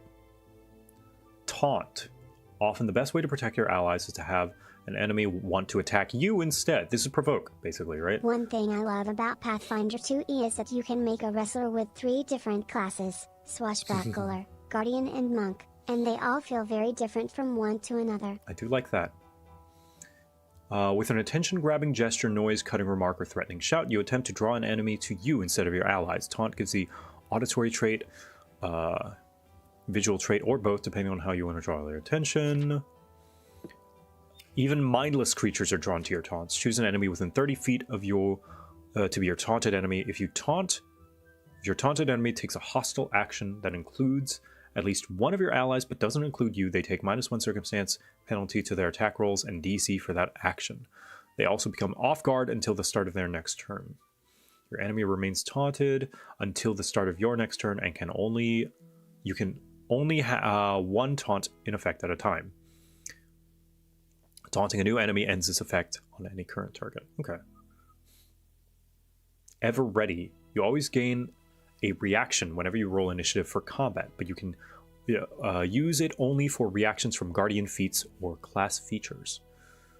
The GM might still rule that you can use other reactions before your first turn based on the situation as normal. So this is something that I'm not familiar with. You gain a reaction whenever you roll initiative for combat. Do you not normally have one? Like, what does that mean?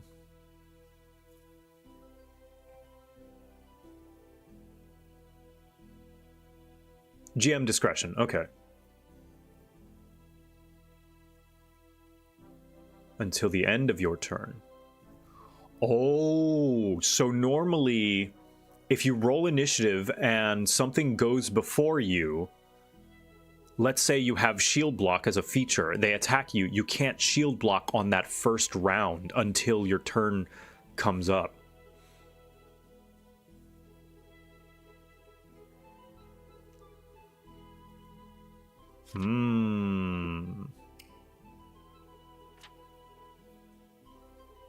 Cool.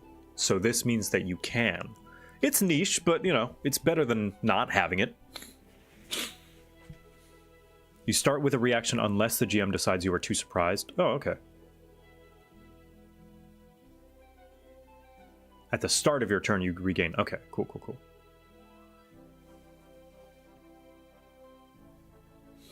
Intercept attack. You fling yourself in the way. Ah, here we go. You fling yourself in the way of oncoming harm to protect an ally. You can step, but you must end your movement adjacent to the triggering ally. You take the damage instead of the triggering ally. Apply your own immunities, weakness, and resistance to the damage, not the allies. You can extend this ability to an ally within 15 feet of you if the damage comes from your taunted enemy. If this ally is farther than you, then you can step to reach. You can stride instead of stepping. You still must end the movement adjacent to your ally. Get down, Mr. President. I do like that. So does that mean, let's see. Guardian archetype. You come train in athletics, blah, blah, blah.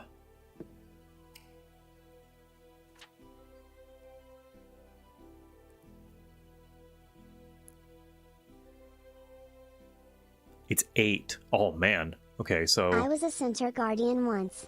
I had a silly combo between a guardian feat that added big damage on the shove action and a centaur feat that made successful shoves auto upgrade to crits. Oozworm Hut.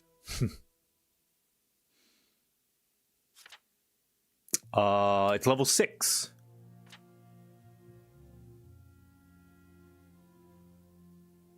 You can, if you want to do archetype, you can grab this at level 6.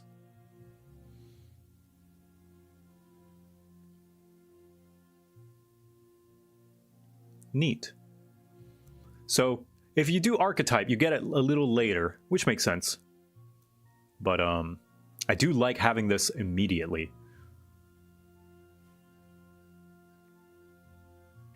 Later Guardian gets multiple reactions. Ooh.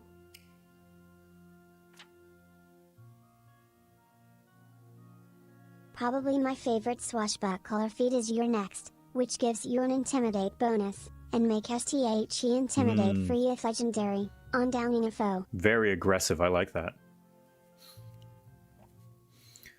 Skill feat, general feat.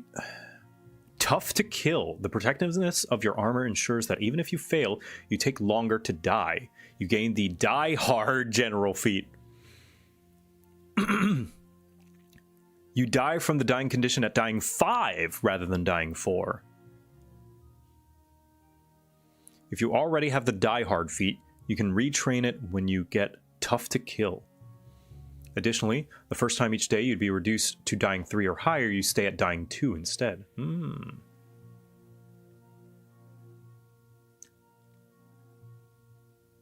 So it's like you can endure functionally to dying 6. Once a day, anyway.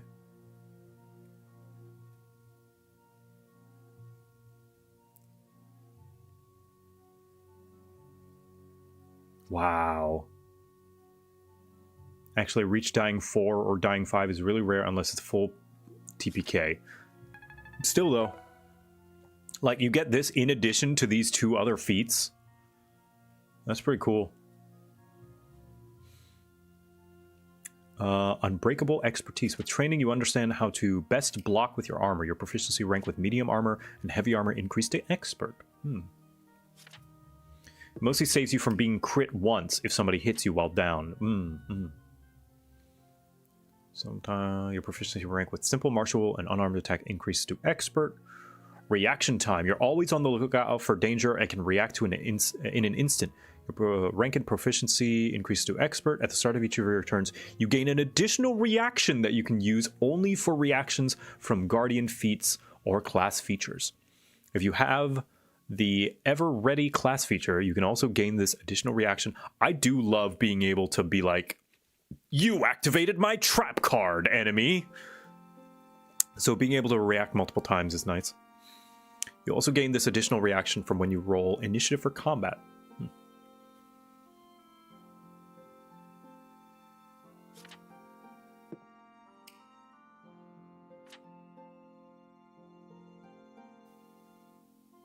Most classes don't get expert armor after level 10. Oh, dang.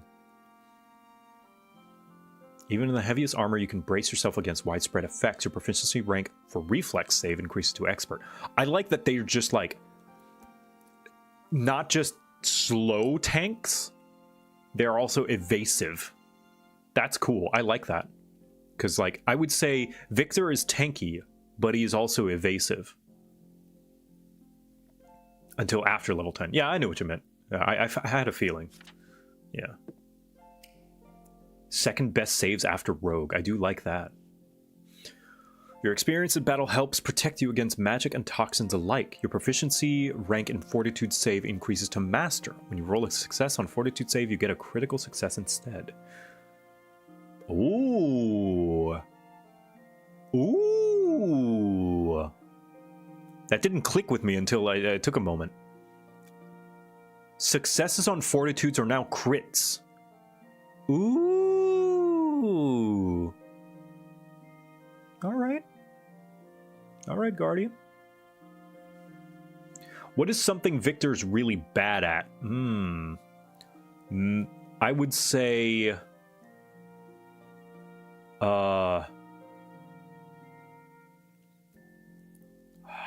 more on the roleplay side.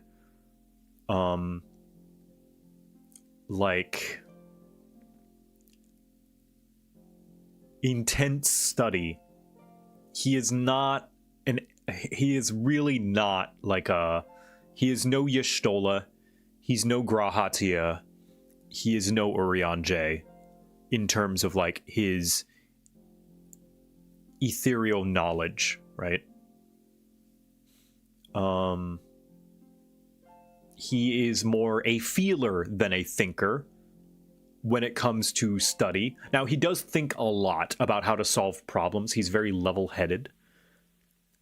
And he's very much a people person.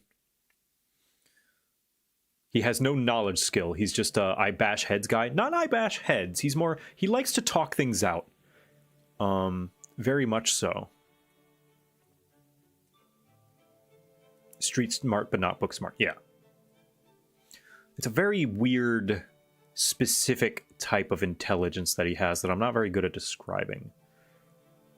More field than institution, yeah. High charisma, good wisdom, probably not great. Int is what I'm hearing, yeah. Low wisdom or int? Low int, for sure. I think he has a decent wisdom. He has a good amount of understanding of people and their feelings. Emotional intelligence, that's it. I would say he is an emotionally intelligent character. Not so much an academically intelligent character.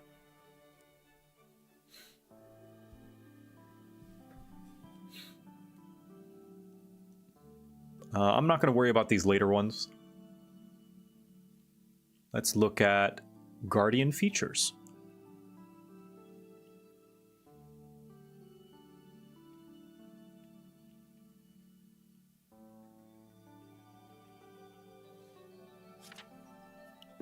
He's sounding like a champion more and more. He might be. I just thought I wanted to look at Guardian. So I might go Guardian with champion archetype or champion with Guardian archetype.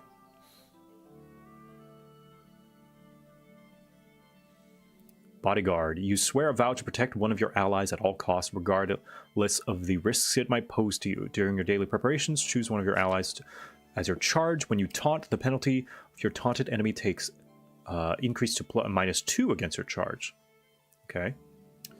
Let me just scroll down a bit here. Reactive shield.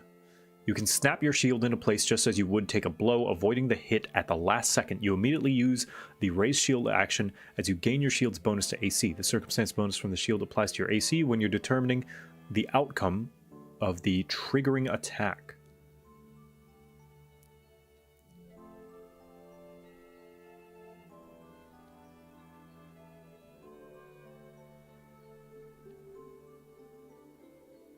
How is this different from just raise shield?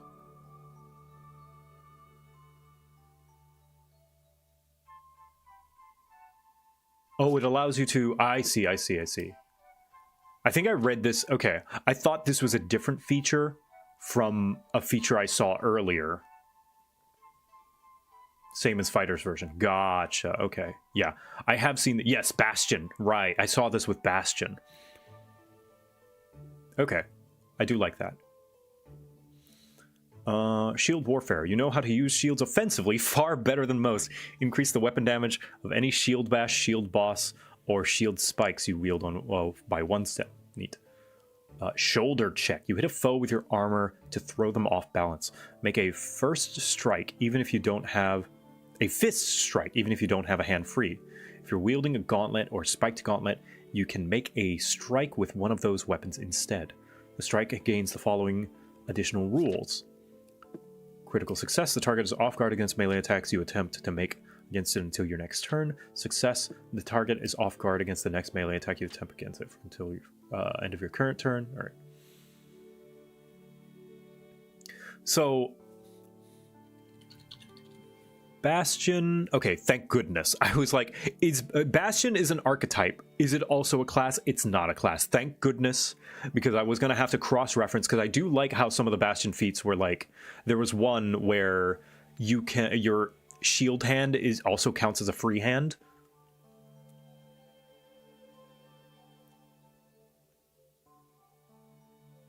So, I do like that. So I could go Champion Bastion. Some feats do cross-pollinate a bit, do they? Let me see. Agile Shield Grip. Let's see. Free Hand. Nimble Shield Hand. This is at 6. Let me see. Nimble Shield Hand. This is purely for Bastion, I think. Right? Look at the tags.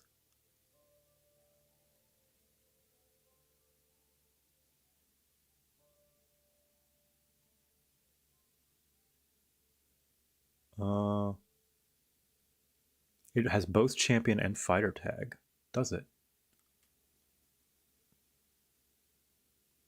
We finding paths? Yes, we are.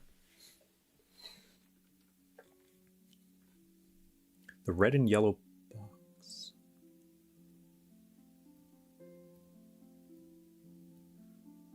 This is exclusive to Bastion. Okay.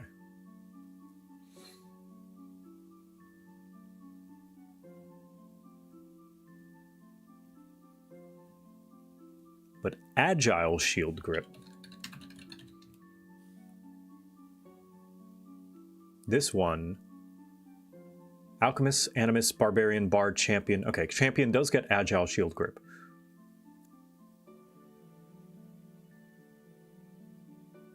Wait, but this is just... It's not just the same feature? No, okay.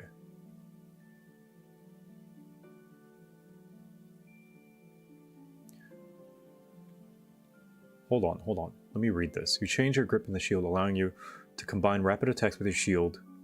You reduce your shield. Spike version to...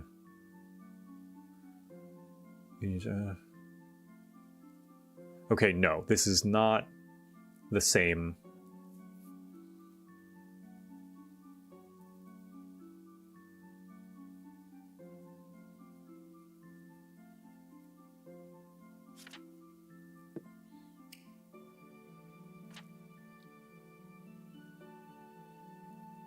Gotcha.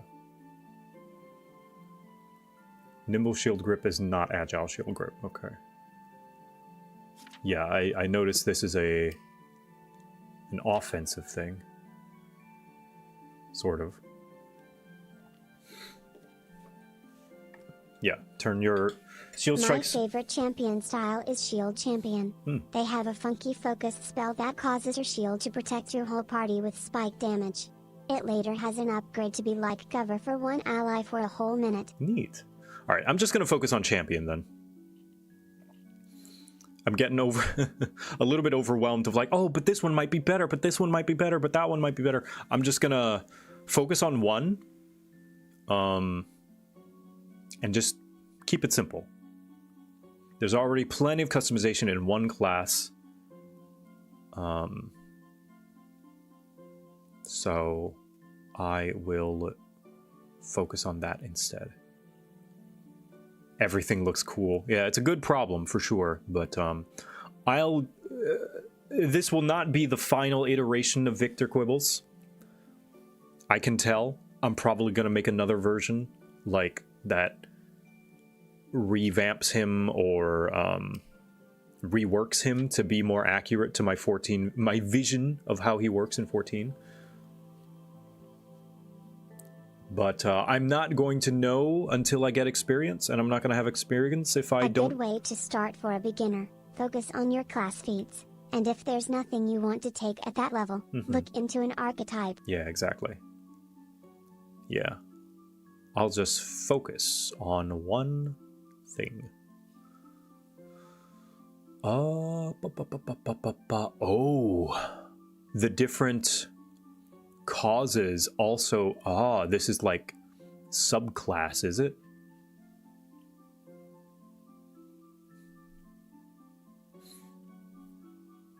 Desecration. You selfishly corrupt and destroy. Grandeur. You exemplify the glory and splendor of the celestial realms.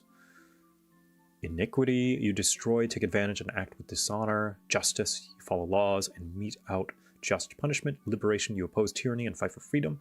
Obedience. You enforce hierarchies and order. Redemption. You try to redeem those who have committed wicked deeds. Probably liberation then. I'll have, well, I'll look at them first.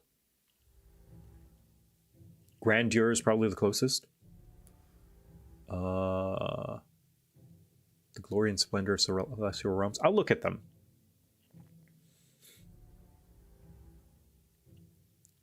Grandeur. Wait, causes. Let's see.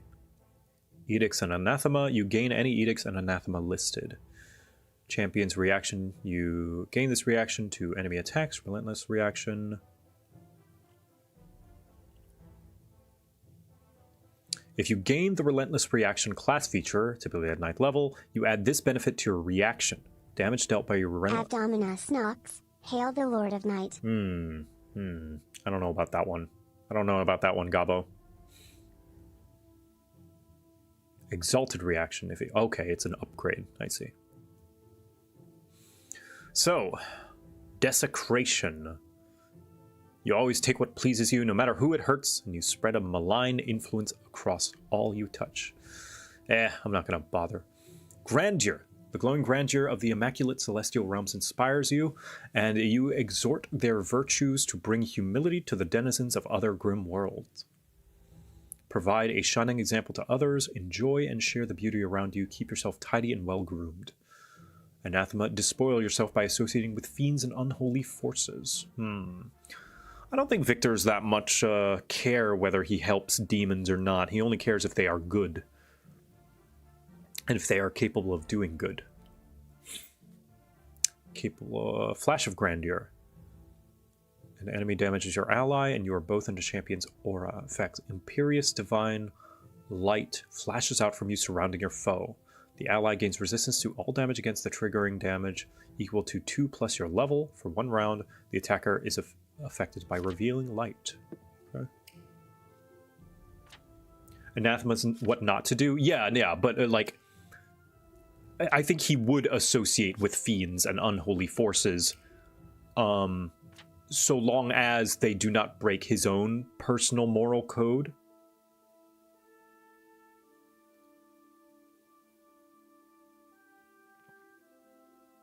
So, I don't think he would follow Grandier, perhaps. And I know I could probably, like, reflavor this to anything that I want. Can Gabo associate with fiends and unholy forces? Some of them promise to teach fire spells. The good ones, Gabo. The ones that we know their name and have visited us on occasion.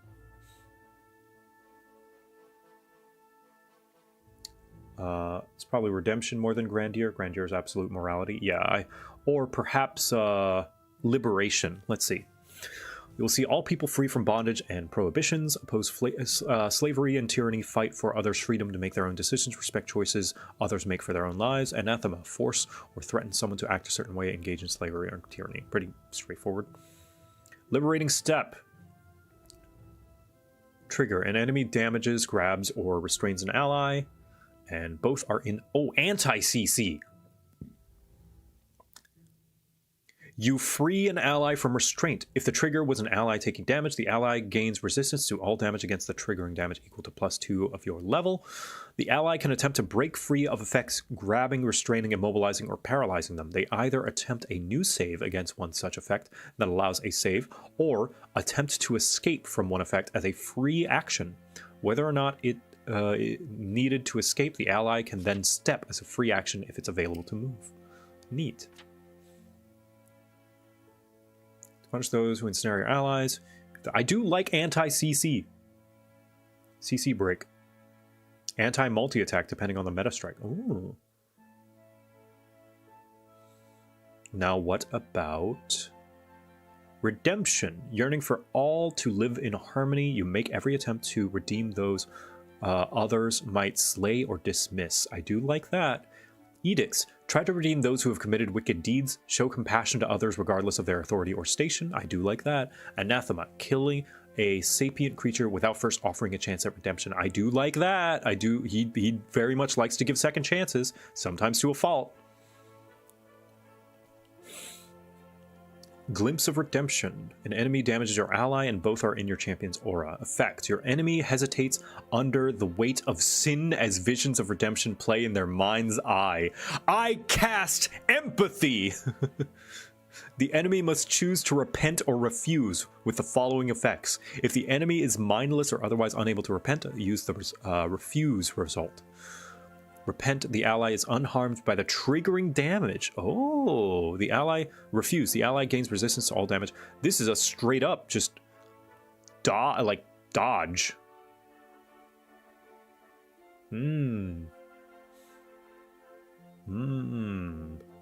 Oh, anti-CC or damage dodge.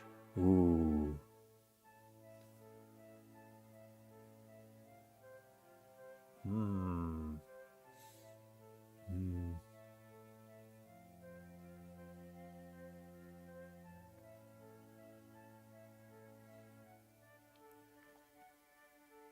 Here's the thing about Victor in 14 as well is he's a bit of a Boy Scout, very much so. I think he gets along with Alphino.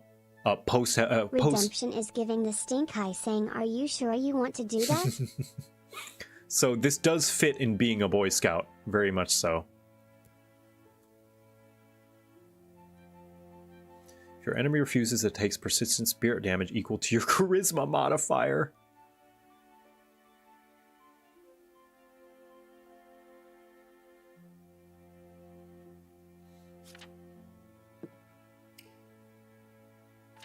So let's see. With Liberator, you punish those who ensnare your allies. If the triggering enemy was using any effects to make your ally grab, restrain, immobilize, or paralyze when using Liberating Step, the enemy takes persistent damage equal. Okay, so if they use a CC, they take damage. But this one is if they just make an attack, they take damage. This is a bigger save, but this is a more frequent save.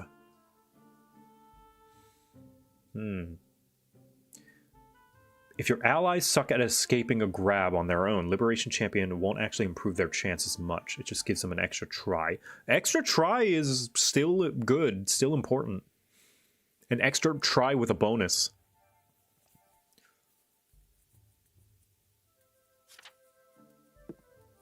It's a bigger...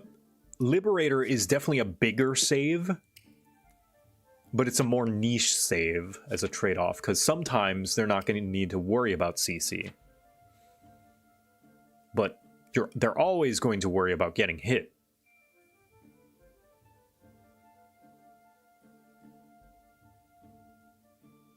It's way less niche than you think. Maybe it is. Stepping can stop more damage. That's true. That's true. I didn't consider that. So you give them another chance to avoid CC. For those who don't know, CC stands for crowd control. Usually refers to stun, slows, things like that. So you give them a higher second chance at removing their CC, and they can essentially disengage by 5 feet. Even if the enemy wants to follow up, they may need to waste more actions moving closer to attack again.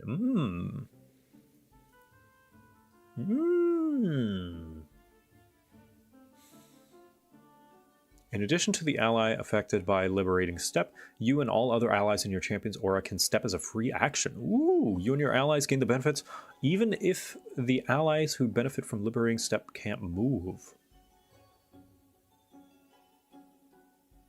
Ooh. Okay, what about Exalted Reaction or Redemption? If the enemy refuses, you can choose to grant the resistance to yourself and all allies in your champion's aura, including the triggering ally. So here's another thing. I think I might go Redemption just because, even though it might, the CC might happen more often than I think it will, I think I'm more likely to forget that I can break CC than I am likely to forget I can punish someone for attacking my ally. Like, just on a practical point of view, I'm more likely to remember I have this feature if it's more general. So I might go Redemption.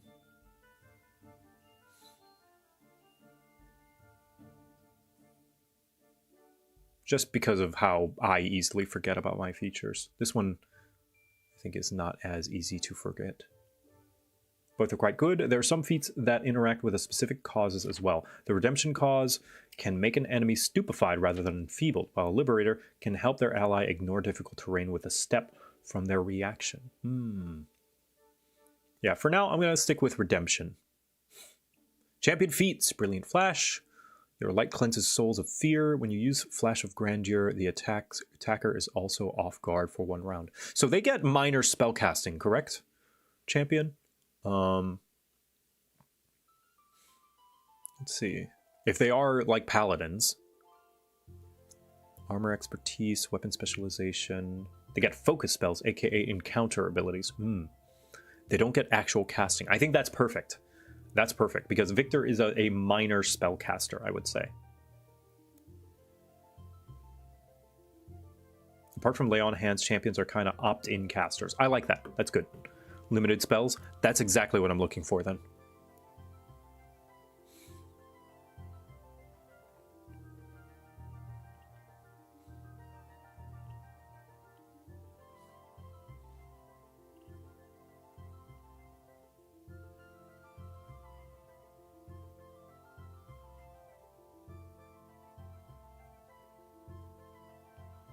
Little focus spells, but not actual casting.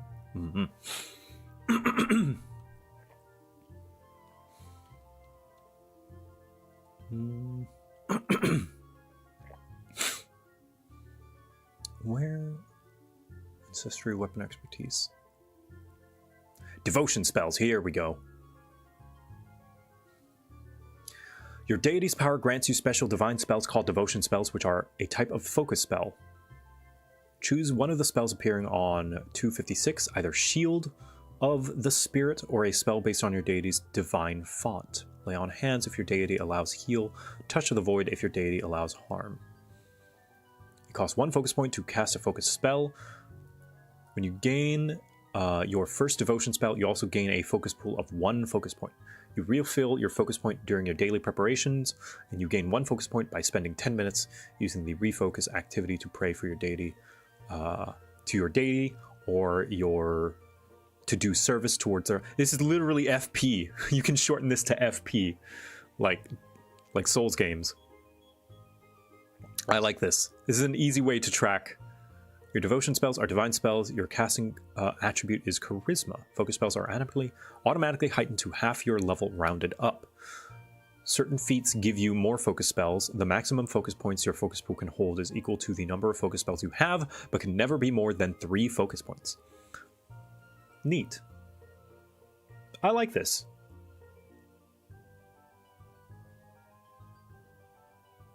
Minor spell casting if you chose the feats that grant focus spells. Oh, okay. So only if you choose to pick up spells via feats. So they don't...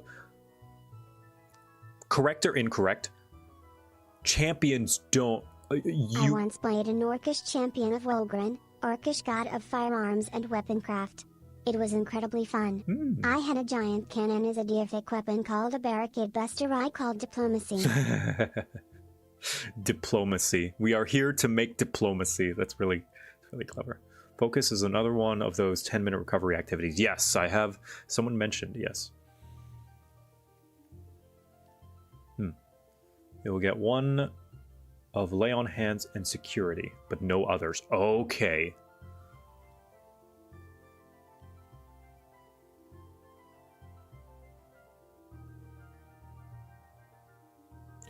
So, correct or incorrect, chat? Besides the ones that you initially get, like Lay on Hands or Shield of Spirit or the Void, whatever, you can make a champion reach max level and have no additional spells besides your starting ones.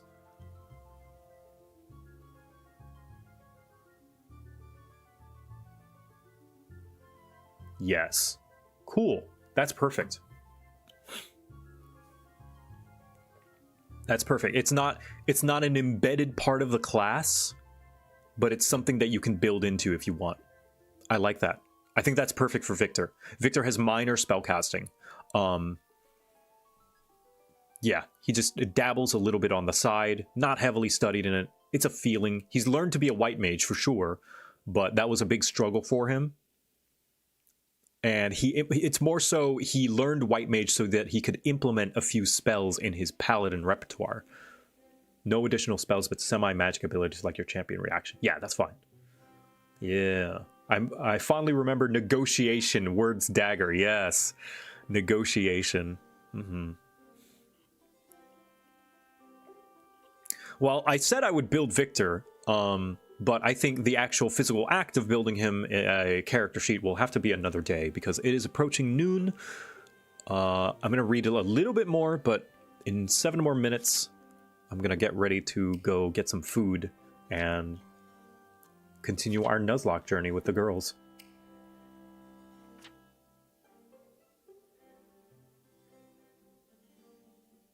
Champions get mercy spells, which converts Lay on Hands into Esuna Light. I like that. Mercy spell shapes. I do like being able to Esuna people to get rid of their debuffs. Defensive advance. With the protection of your shield, you dive into battle. You raise your shield and stride. If you end your movement within melee reach of at least one enemy, you can make a melee strike against that enemy. Ooh. You can use defensive advance while burrowing, climbing, flying.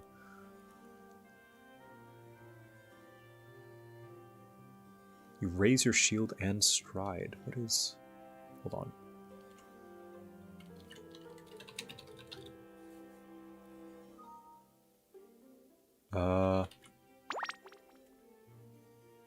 Ahoy, dashing JoCat. What be your favorite grog to drink these days, alcoholic or none? Thank you for all the joy all these years. Thank you, Dread Pirate Captain Violet. I've got a lot of pirates in my chat. I got Dandy Floss. I got a few other people with pirate in their name. I be drinking the creamy melon calpless soda. Melon cream soda be my favorite ale of choice. I'm not a fan of the alcohol, for it tastes like medicine. Also, I not be the kind of lad what holds his liquor very good. A wee bit of rum often throws me off my balance, if you know what I say. And so I abstain from it, partly for my own sake, but also partly because the taste be bad. The scurvy, keep the scurvy away with melon grog, although I do be enjoying a good mixed drink what has the taste of lemon and lime. I do like me citrus. The more limey tastes to offset the alcohol, the better. A lemon sour be the drink of choice if I have to go alcoholic. Lemon sour.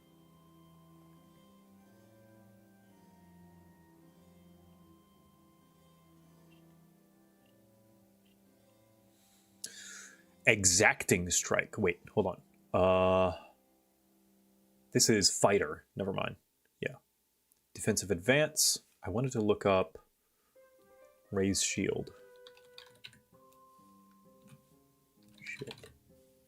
Raise shield.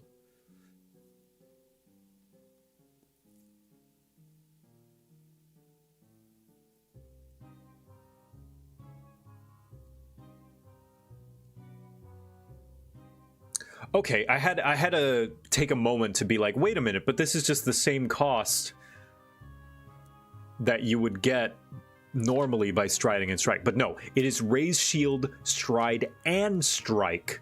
3 action points. Well, what would be a 3-cost action to a 2-cost. Okay. It's alright. Deity's Domain. You embody an aspect of your... Remaster Champion's problem was I don't care for any of these feats, so I guess I'll just archetype. Post-Remaster Champion's problem is I want every feat. I hate having to only choose some. Yeah. I think I prefer the latter problem. You embody an aspect of your deity. Choose one of your deity's domains. You gain the domain's initial domain spell as a devotion spell. Neat. So you gain an extra spell. Desperate Prayer, a free action. Trigger, you begin your turn and have no focus points. You can call out to your deity in a plea for their aid. You gain 1 focus point, which you can spend. You could just... Oh, okay, once per day. Never mind. I was like, you could just do this every turn? No, you can't do it every turn. You can do it once per day. You get a free mana once per day. Cool. If you take the feat. Faithful Steed, I'm probably not going to do that. He's not a cavalier.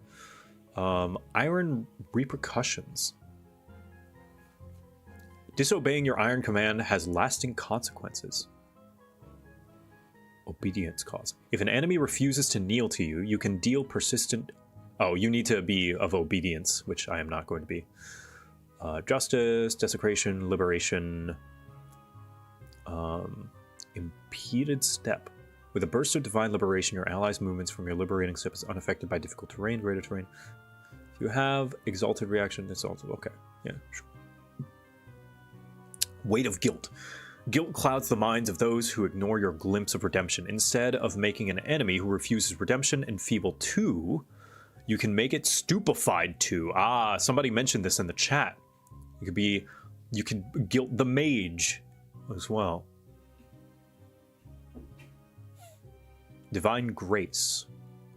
You attempt to save against a spell, but you haven't rolled yet. You call upon your deity's grace, gaining +2. Sorry. Hey, gods, can you help me out? Gods, make that guy's fireball smaller. Divine health. Your faith makes you resistant to disease, protecting you. Ah, this is an innate thing that paladins get in 5e, but you have to choose to take this feat in Pathfinder. You gain status bonus to saves against disease and poisons to add to flat checks to recover from persistent poison damage.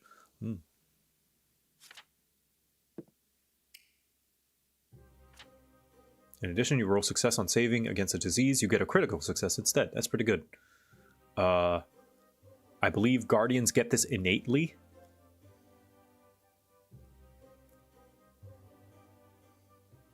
But it's nice that you have the option to pick it up.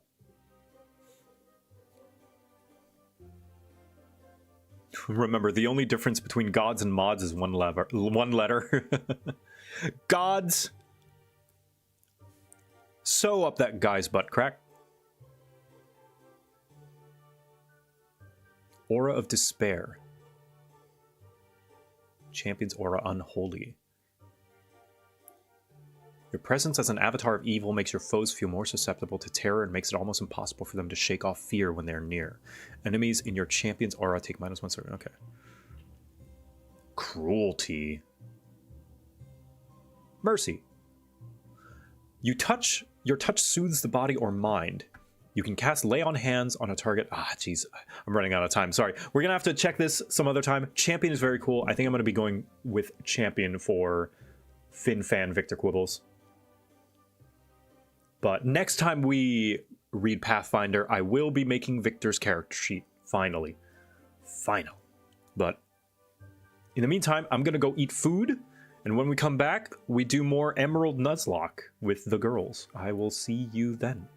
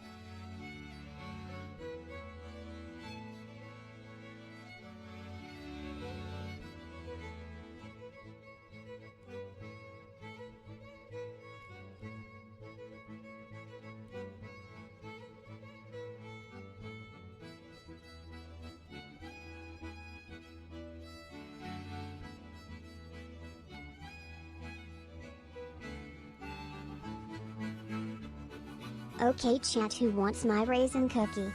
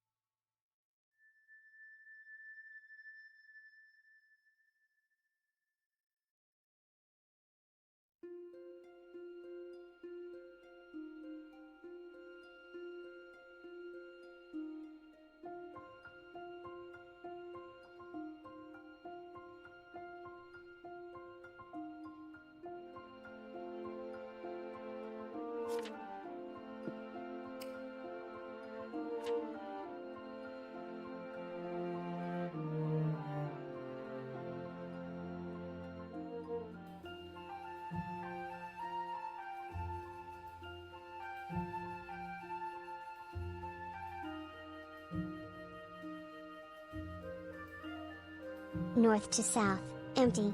Running on, bravado. As if to say, as if to say, as if to say, he doesn't like chocolate. He's born a liar, he'll die a liar. Some things will never be different. Stop being so American. There's a time and there's a place.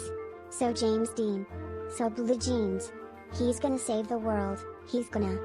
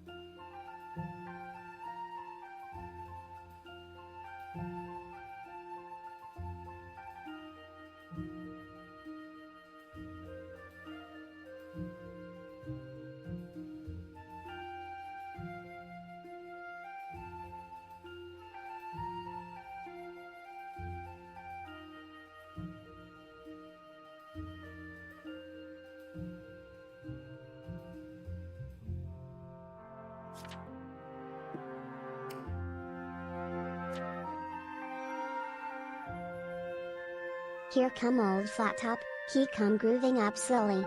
He got juju eyeball, he one holy roller. He got hair down to his knee. Got to be a joker, he just do what he please. He wear no shoe shine, he got dough jam football. He got monkey finger, he shoot Coca-Cola. He say, I know you know me.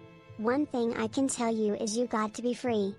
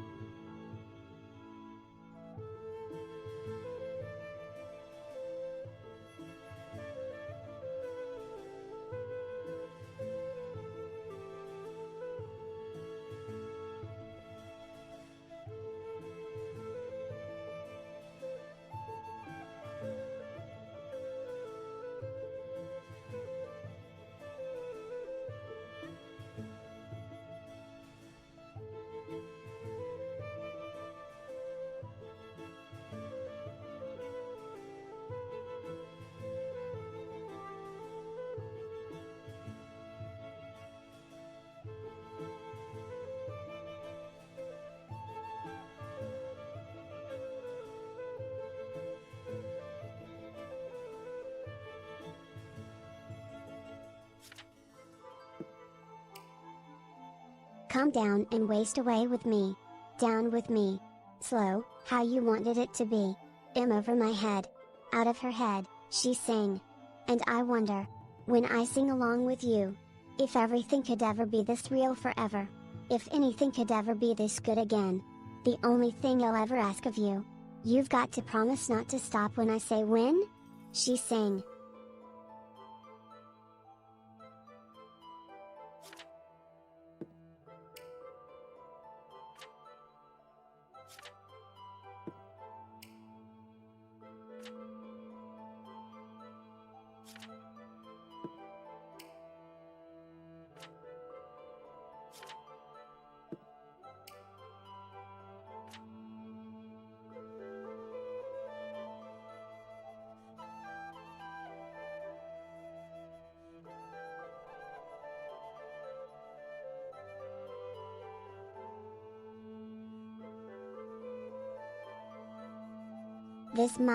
This my city. All my gangsters, man, are ya with me? Your reign of terror ends here real quickly, taking back what's mine put simply. This my town, to take it back man, it's finna go down, in no way am I messing around, the king returns, taking back my crown.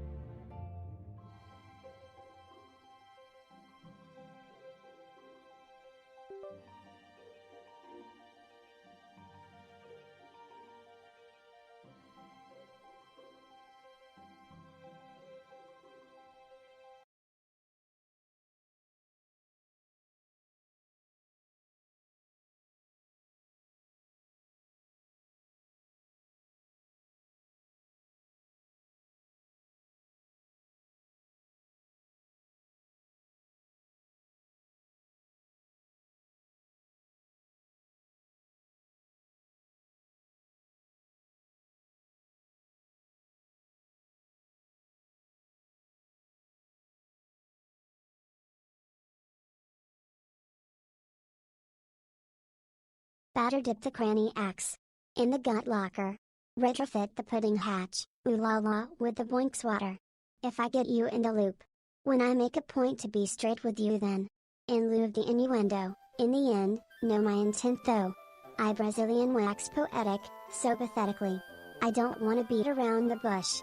Foxtrot uniform Charlie Kilo.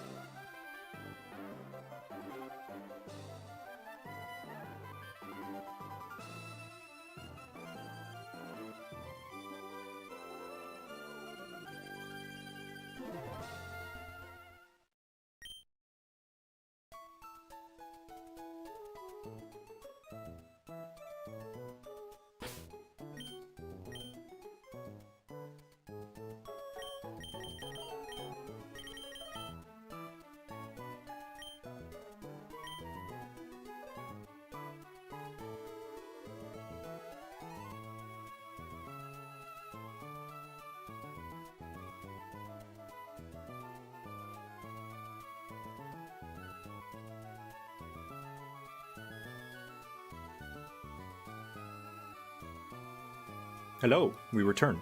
Ba, ba, ba, ba, ba, ba, ba. And Kate is also here. Oh, I need to add you and Yeah. Echo. Your Pokemans. Yes. She is. Hey, so what? Rare regional variant. And a kitten. There she is. Yay! Not a regional variant, but just a dressed up. Cute one. Mm-hmm. Here they are. Maybe Keishawat, it's like flamingos and like I ate too many shrimp. And so I turned Ah, I see. Oh, Pokemon Emerald. There we go. Cat, yes. I have a cat. pink. Hello, everybody. Hello. We do more Nuzlocke, and my wife is on her way. Mm-hmm. Put this up here, I think. Whoa. Whoa! That's not right. Whoa! Display capture. I think that's right. There we go. Solved. Fix it. Yeah, display capture was still on, so. That was crazy. Mm-hmm. Is that some kind of JoJo stand? I mean, it might as well be. Someone has gifted whatever that is. Oh, What are T1s? tier 1 sub. Ah! Mad Scientist IRL, thank you Thank for you. the tier 1. Appreciate it. Hope the subathon's going well. It is going well. Yeah. See, I wanna wait for Echo to get back before I like do a recap. Yeah. Did you go check in on her? Yeah. See if she is ready for the Nuzlocke.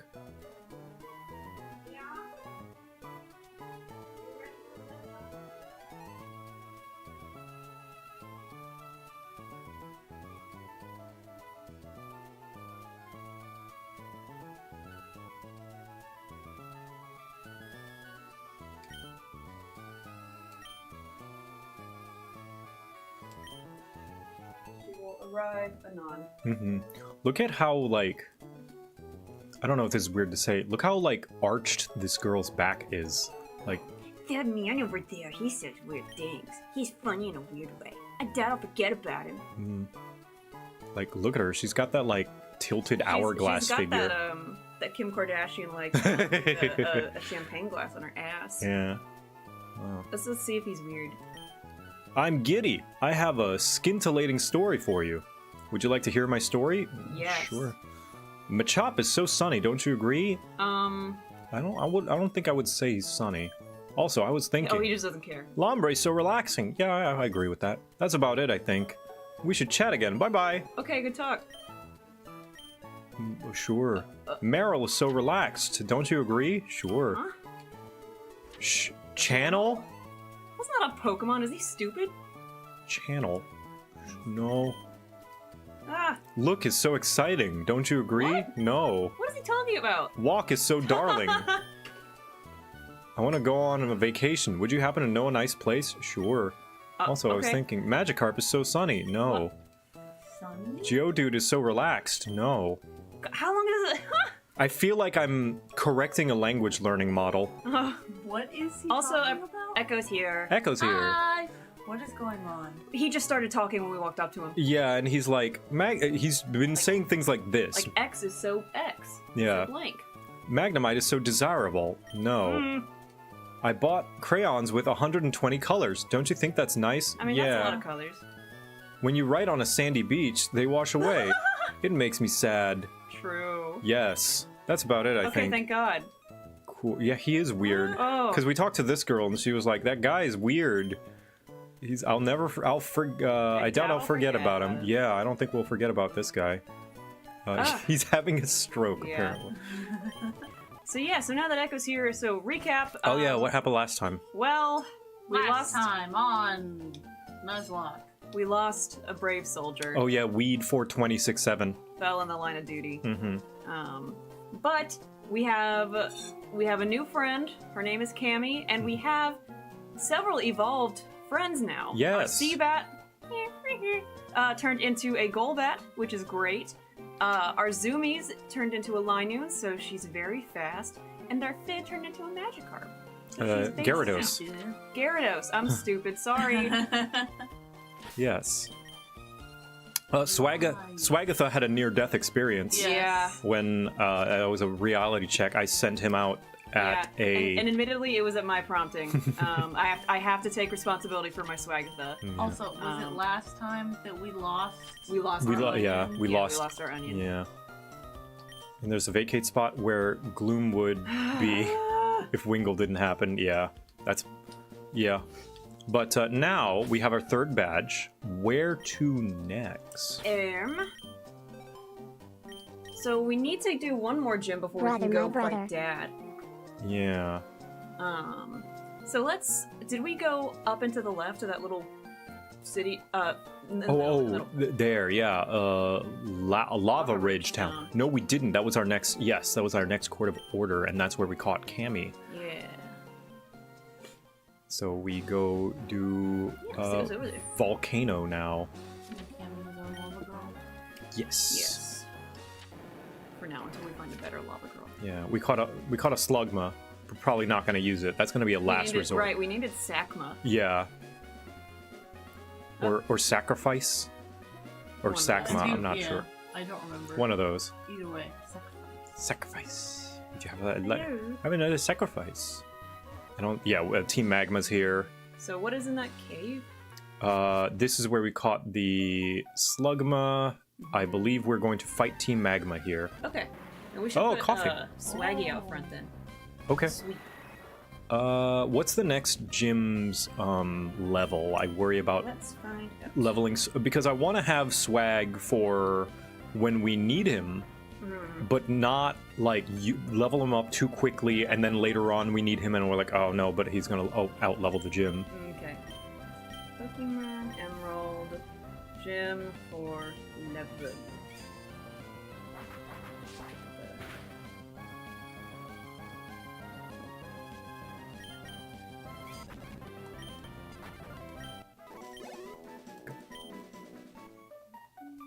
Plus, we have Fi if we need to do water things. So Gym 3 is level 24? Yeah, that's the one we just did. Okay. Yeah. Sorry, 29 is our cap for 29. Gym 4. Yeah, then I'm gonna keep... I'm not gonna use Swag too much out of fear of out-leveling until we unless we absolutely need to. Instead, Fi can take on... Okay. Yeah. Let's see. Do... Wing attack? Just like what killed our Audit. Yes. Curse. I remember Curse. Surprisingly okay buffing move if you're already slow. Is Rock bad against... Or like, is Rock effective against flying? It is, but Torkoal's not Rock. Torkoal is pure fire. Okay, I'm thinking about for Fi. Oh, yeah. It is, yes. The only thing we need to worry about with Fi is electric. Because quad weak. Yeah. Yeah, it's a Numel. Numel's cute. I like Numel. Or is it Nummel? Because it's the numb Pokemon. I think either one. Let's see if Nummel would have a rock type move. I think I taught this one not Rock Tomb. Yeah. I'll swap just in case though. Let's do Fi. Fi needs... I worry about Rock if it does have a Rock move. Fi is flying. I want there to be like a tooth camel Pokemon called Enamel. Strength, that's right. Strength is our big move now. We can't use it in the overworld yet. No. Don't do that to our Zoomies. I'm so not used to having fast Pokemon. Like, making my kind of champion team, I realize a lot of my favorite Pokemon are slower ones. So it's nice to have fast Pokemon. Oh my god, already? Yeah! Because it's a friendship evolution, and Seabat loves us. Let's go!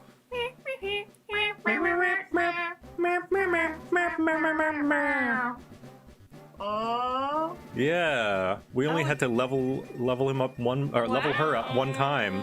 Oh, Oh, she's beautiful. Yeah. Let's check her Pokédex. Yeah. Combat. You were gonna say something, my love. It was fast I was talking about fast Pokemon. What's the benefit? Go first. You go first. Oh. Yeah. The higher your speed, which speaking of speed, Seabat is. We want the Pokédex. Yeah. I wanted to look at the stats Oh, first. yeah. Okay. Very fast. And 70 speed. So the higher your speed, the more likely you are to go And first. she's Yes. tanky too, because the red is good. Red goes up, yes. So she's physically tanky, which is good. And lower special attack, which is also good because I believe both poison and flying are the physical types in this. And, you know, we're not going to be splitting, but can special attack if we absolutely need to. I just had the dumb thought of course, flying is a physical type because birds are real. And Because birds are real. yeah, that was the end of that line of thought. Yeah, let's see.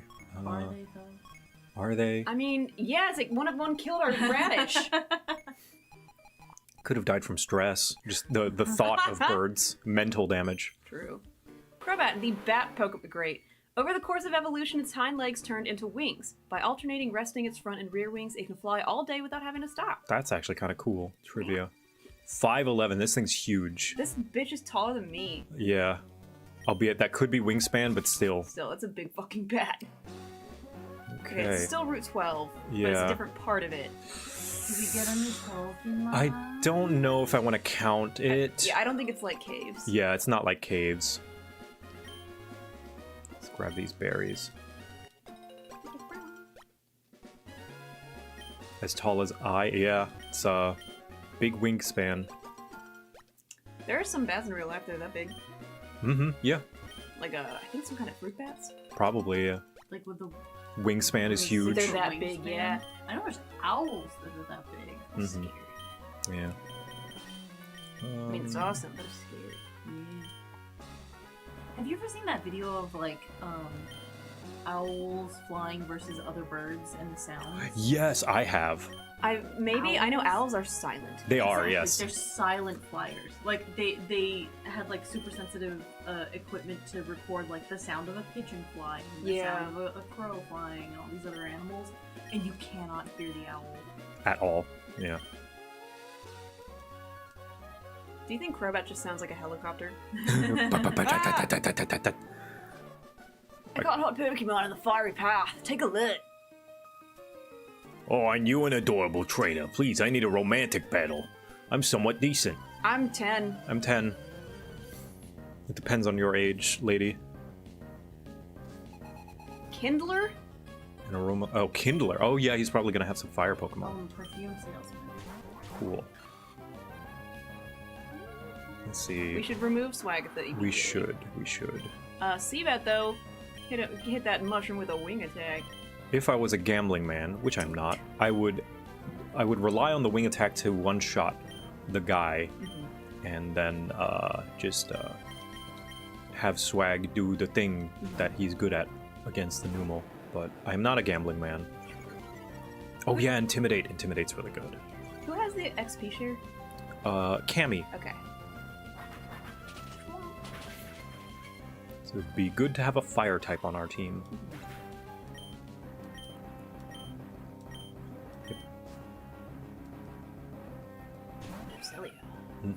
This would absolutely annihilate our Swag. It's a risk we are not taking. We've learned. I've learned. Oh, you don't have any water moves. I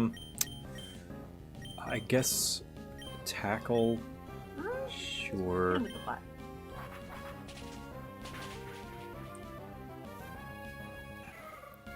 I do know that talking about sizes, the Torkoal, the turtle, the little turtle fire turtle, is surprisingly small in comparison. Like, you look at it and you think, oh, it's probably like maybe a real life tortoise. yeah, maybe person size, maybe a little bit smaller than a person. No, they're like tiny. So they're like pond. Like turtles. yeah, like pond turtle. Hang on, I gotta look him up. Look up, yeah. This is a three-way Nuzlocke? No, it's just a Nuzlocke with 3 people commentating it. Yeah, Joe's driving, and then Echo and I are, We're just hanging out because this is normally our family Game family night. game night day. Yeah, we normally play Phoenix Wright or Dark Soul Or whatever game's on the docket. Games on the docket. And so as to maintain family time, Joe has let us both, squeeze into the passenger seat. Yeah. And yeah.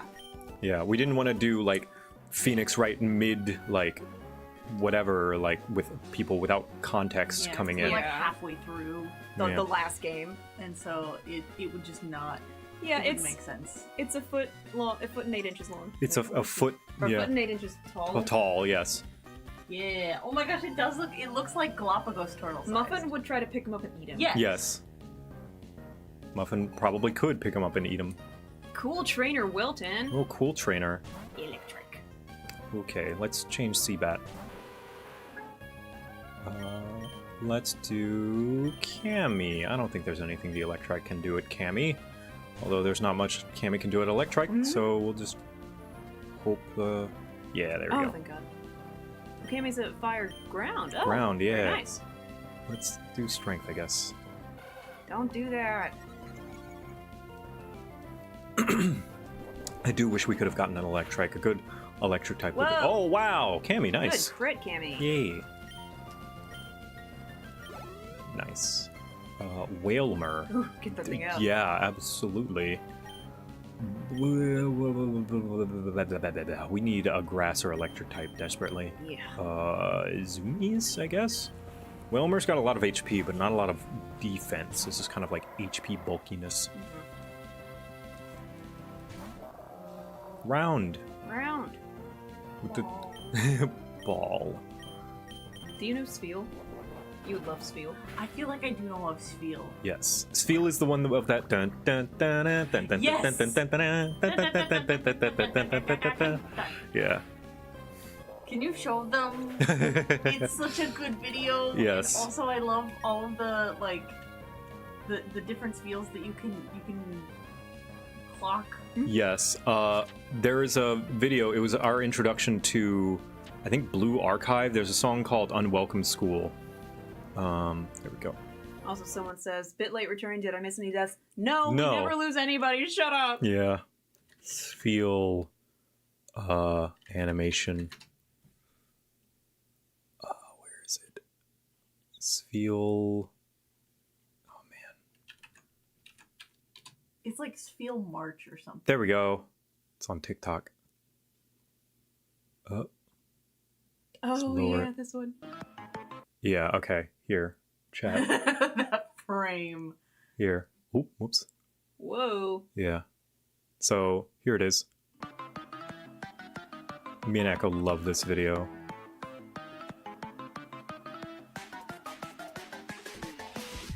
Here they come. And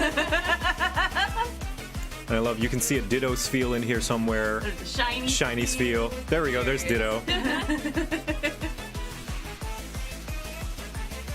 Yeah, I love them. Just coming along. If it wasn't a water type, nothing would be a Spiel. Yes. Very much so. I love this video, and it introduced us to one of my favorites, like, game soundtracks for a game I don't play. You played that on Taiko, didn't you? I did, yes, I think. I think when we were in Japan, that was one of the songs that you... At least that was a song that you looked for. I don't know. Yes. I don't know if they had it. Makuhita. Oh, I should have swapped. Fear. And the same guy who asked if did he miss any deaths. I feel a disturbance in the force, as if a tiny voice cried out in terror and was suddenly silenced. Like a tiny, oniony, grassy voice. Yeah. Where's Muffin? Just She's just on the couch. So. okay, cool. I just like to know where she is because she's not trustworthy. She's not. I had to watch that. I had forgotten about bisexuality. Yeah, you guys aren't gonna know, but like, in Final Fantasy X, the main character Titus sometimes goes on these long, like, kind of. They give these mid-trainers a super potion? Well, this is cool trainer, so he might be like higher AI. You know, might be a stronger AI. But Titus, as a character, he's the one that goes ha ha ha. You know, that guy. apparently, lots of people consider him a pretty decent Final Fantasy protagonist. But he's very introspective. He'll think about things and kind of narrate them to the audience or to the player via cutscenes. So he'll sometimes be like, "Oh man, Yuna's feeling really bad. Yuna felt really bad, and I didn't know what to do with her. Do I talk to her? You know, all that stuff." And somebody did a parody video where it's like, "Wait, but I thought you liked girls. You like?" Making this the most fun. Yeah. I thought you were a lesbian. It's like, you can like girls and boys. What are you talking about? It's bisexuality. Bisexuality. And then he, like, goes into his little long... He's giving us a TM. Oh, okay. Thinking about making my own room here using a Pokemon move. Maybe this TM? Yeah, sure. You're too busy talking about Titus and bisexuality. You're missing the game. Sorry. More important topic. More important, yeah. Find a big tree that looks like it might drop some vines. Use secret power in front of the tree. Oh, secret power that does something different based on the berry you carry. Whoa. But this, if you use it on a tree, you can get a secret base. Another thing you won't believe, you can make your secret base in a tree. Try using secret power on rocks and walls that have small indents in them. I'm gonna look for other places too. Okay, bye. Thanks. But yeah, he learns like. But I thought you were a lesbian. I thought you only liked girls. And then the NPC is like, you can like boys and girls. And Titus is like, what are you talking about? And the NPC's like, it's bisexuality. And it goes to his little, like, thought process looking out over to the open ocean. I had forgotten about bisexuality. Cut. Cut. Oh, here they come. Yep. We can hear Muffin click-clacking. Oh, I Her need to steal approach. her Who's toes. what is this? Old lady's rest stop. Oh, good. Oh yeah, Missed she your lets us take Pokemon. a nap for free. Hi, Queen. Oh dear, aren't your Pokemon exhausted? If you'd like, rest up here. That's a fine idea. You should do that. That's right. Take your time and rest up. Nice. Hi, Muffin. Hello, creature. Hello. Actually, I should probably take her outside while it's not raining. Okay. Yeah, it was Okay. raining this morning. Oh, I was thinking of natural gift. Never mind. Oh dear, are your Pokemon still tired? You should take another rest here. That's a fine idea. You should. No. That's I'm why you okay. don't have to shine. Are we Yeah. on the telly yet? The screen's flashing. Oh yeah, the screen's flashing. Hold on. Let me look at that TM. And then I will check the TV. Secret power. Yeah, depending on the location. Location. Ooh. Power 70. 70 is not bad. Not bad. Maybe we can give it to Fifth just so Yes. she can have something other than Anything. Splash. Yeah, get rid of Splash. Cool. Can she learn Strength? Yes. Yes. Okay, Strength is better. I'll just swap it with Strength, actually. It's a straight up better move. Actually, could you look up Secret Power? It says it varies on location. I want to know what that means. Pokemon Emerald Secret Power. Let's see. Okay. 3. Okay. It deals damage and has a 30% chance of inducing a secondary effect on the opponent depending on the environment. The move's animation also changes, reusing that of a specific attack for each terrain.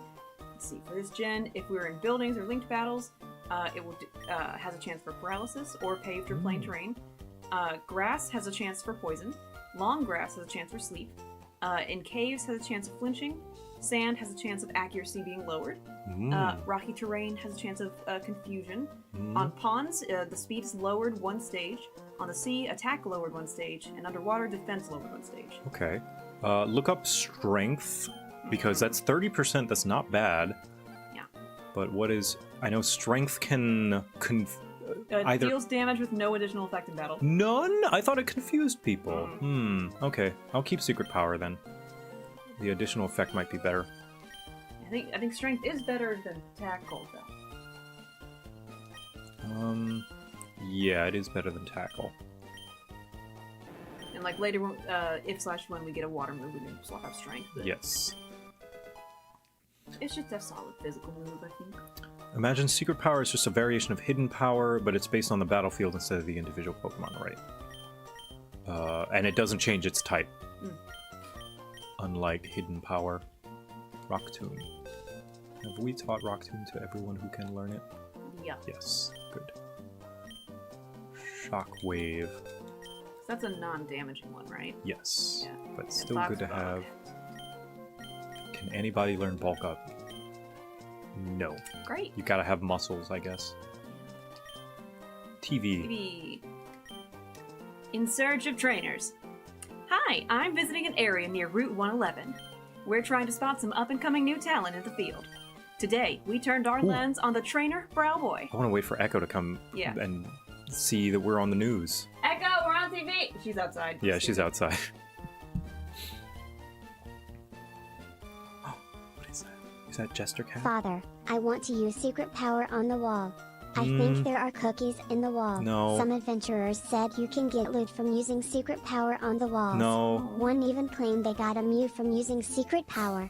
I just want my cookies. Gabo, you've got a bag of cookies on the shelf at the ready that you could, or a jar of cookies that you can just have. They're yours. They're your cookies. And Yeah, you don't have to plunder the wall. yeah, there are no cookies in the wall, Gabo. Even if I did let you open the walls and secret power into the walls, there's not going to be any cookies there. Trust me. Yeah, they get dust in there. Yeah. Yeah, you don't want to eat dusty cookies. You want cookies that have... Oh, yeah, prove it. I don't... Oh my gosh, how do you prove what if there's something in or not in the wall? Me searching for the cookies in the wall. The asbestos adds fiber. No, don't... Gabo learned drywall demo. Ugh.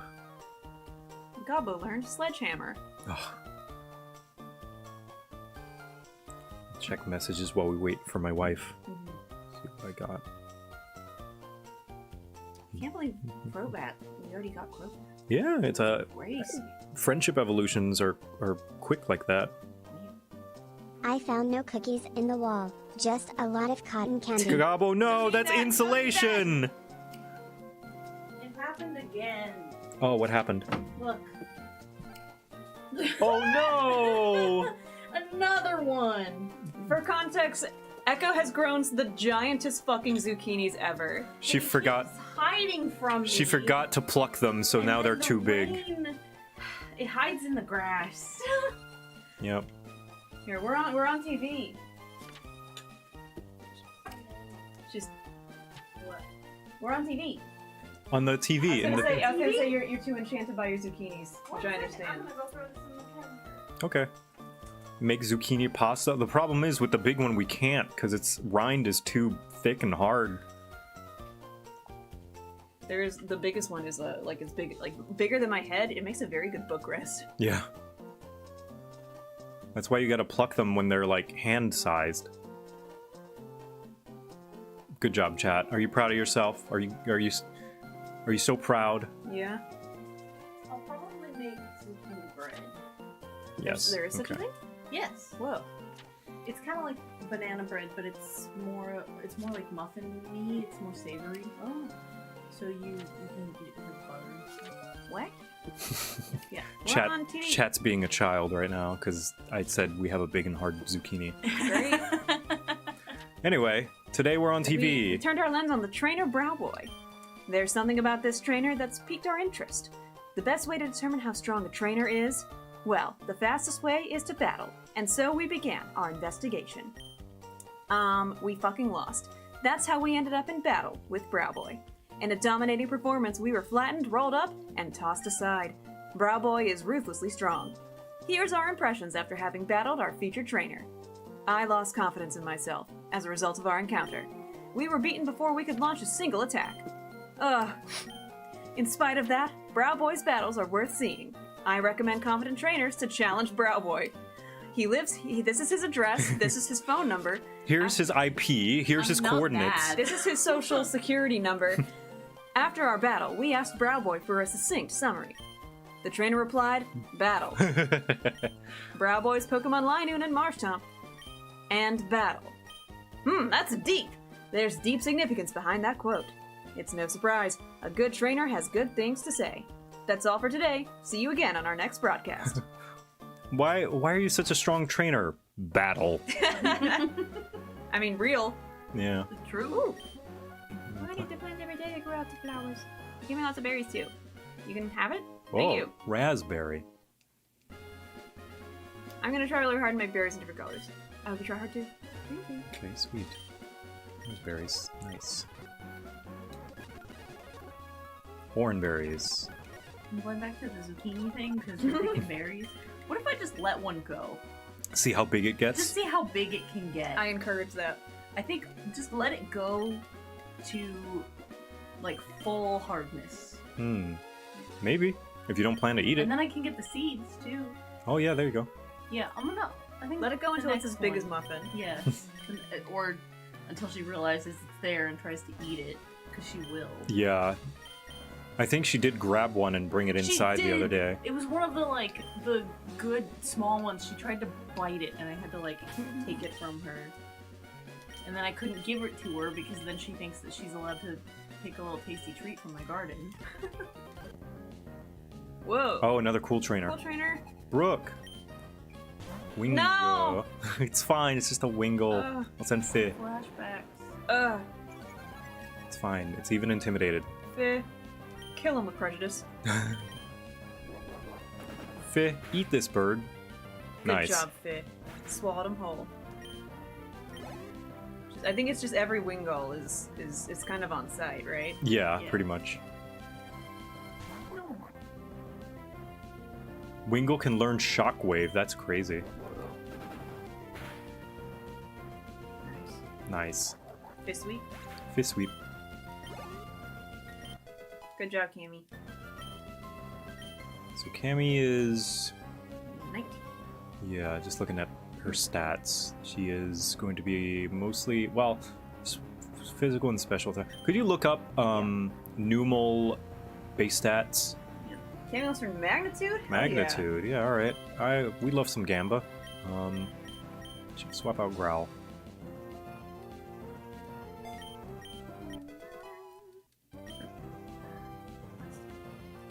Roselia.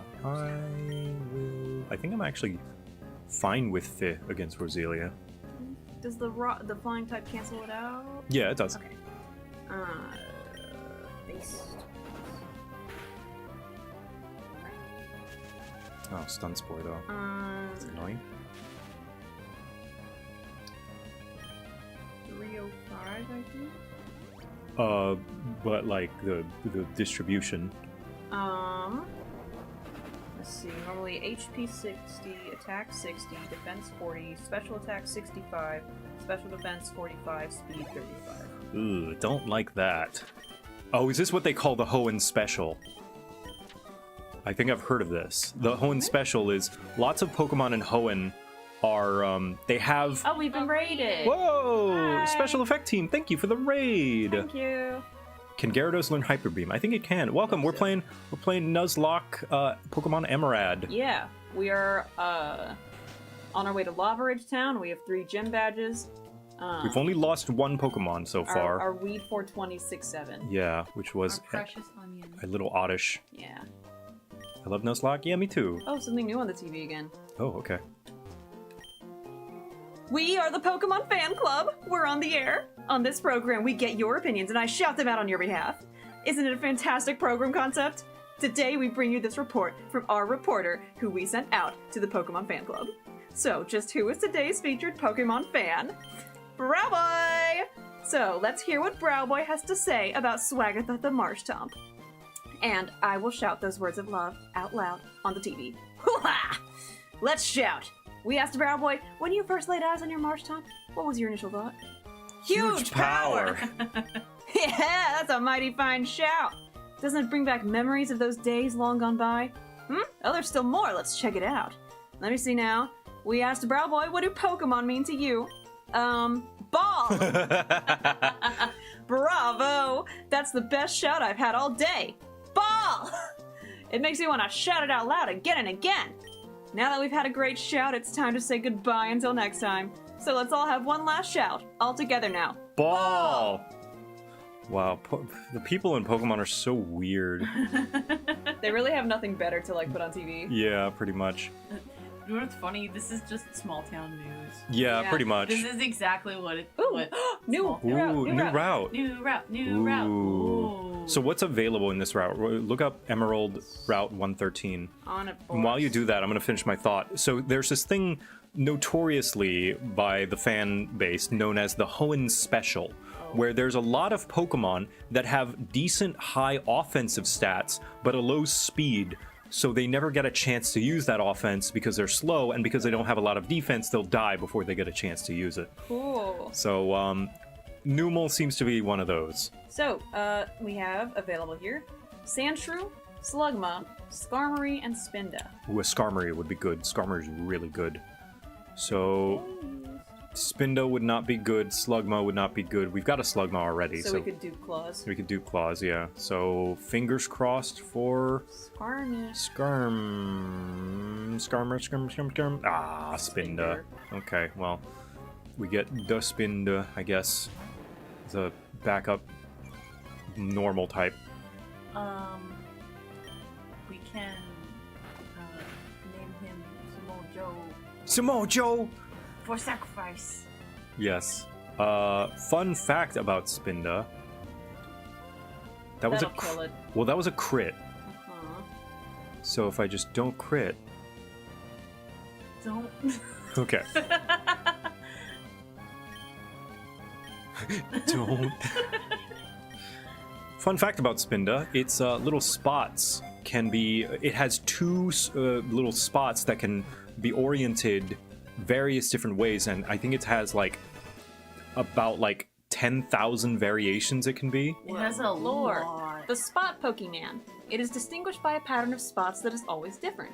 Its unsteady, tottering walk has the effect of fouling its foe's aim. Yeah. It's Samoa Joe. Yes. With the way he said it, I thought he was saying Small Joe. We can name him Small Joe. Small Joe. Well, I don't want to name him Small Joe because I'm Small Joe. I Samoa. think Gabo is Small Samoa, is that not spelled with an A? Samoa? It might be. Joe. No, name him SM Oh, Samoa. Huh. Smoa. Samoa. Smoa Joe. Samoa Joe. Yes. Cool. Since he for sacrifice. Could name it Skarmory to cope. Yeah. Just watch it be a Skarmory. Yeah. So we have another Spinda. You notice, like, the face looks a little similar, but it's, like, oriented slightly less. And, oh, wait, no, it's 4 spots, not 2. I think it's 4 spots. Cool. Yeah. So it's a lot of variation. It's either 4 or 3. I don't know. Someone look it up. Yeah, someone look it up. How many variations of Spinda can there be?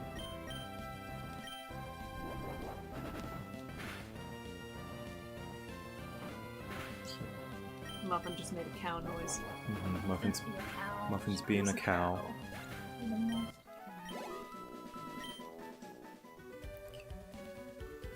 Probably the worst, Tiny child. the worst option we could have got.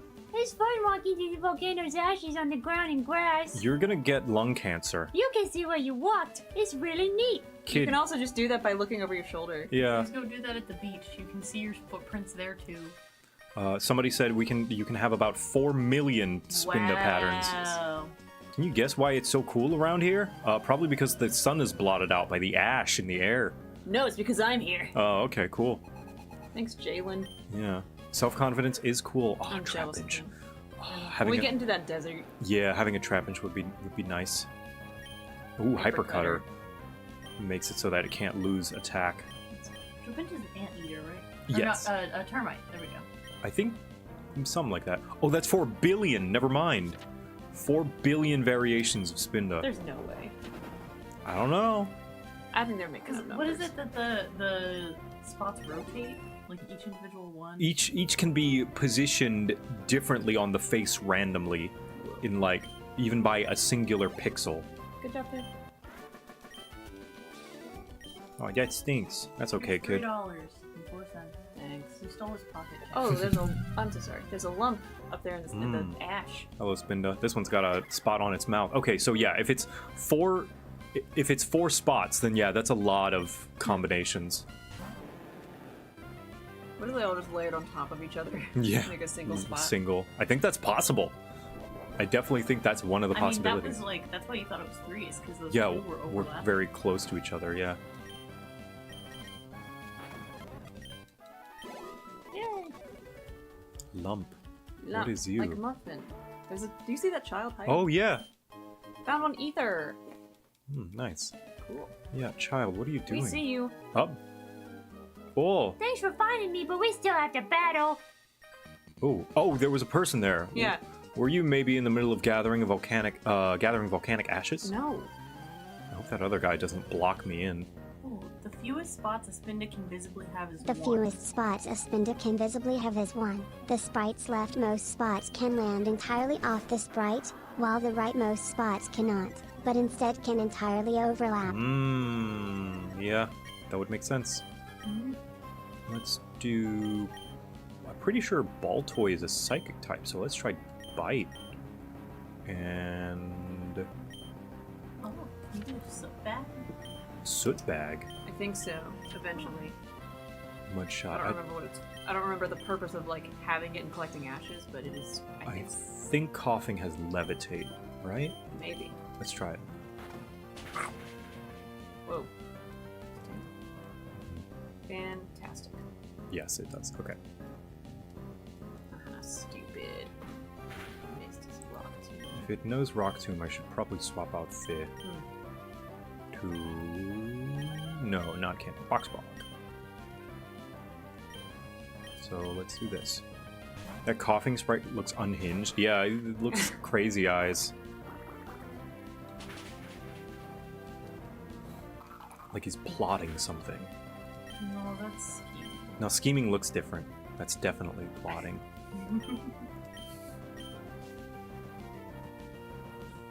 I love Oh, that's a critical hit? Wow. That coughing is me after I make a stupid pun. Ah! Just waiting for the people to get it. There's a house that to get the spot bag in Soot that. bag, yeah. Oh, soot bag. I see. That's what they meant. Makes flutes for status curing and other things. I think. Neat. Good. And no rock tomb, I guess. It's the Sinister Patrick meme. It kind of does look like Sinister Patrick. I don't remember. Was that when Patrick? I don't remember the context of that clip. It looks like it's from old SpongeBob. Bless you. Thank you. Bless you. Ugh, thank you. It wasn't when, like, Patrick was investigating, and it's like, it's so close I can almost taste it. Was it the secret? Yeah. SpongeBob Nature Pants episode. I don't remember that one. Good job, Cam. Nice. Yes. That is an old episode. Yeah, because I remember the art style was back when... It's probably season 1. Oh. Oh, I am gonna get blocked in. Okay, great. You want to battle with me even though I just caught my Pokemon? Hunting SpongeBob because he decided to be... Oh, with the jellies. That's right, and he got naked and stuff. Wyatt. He's wearing half his fursuit out than the fucking ash? Yeah.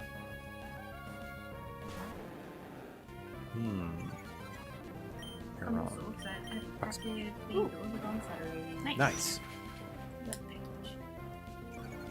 I love everything. Yeah, me too. Wish I got him. What does the shiny one look like? It's Is like... the eye just a different color? I think the eye is like red and the metal looks more warm as opposed to that cool gray. Yeah, I really like the shiny. Yeah. It's neat. Okay, so this is kind of a warm gray as well, but I think it becomes like goldish looking. But I could be wrong. Actually, I think it might be completely red. Look up shiny Aeron. Yeah.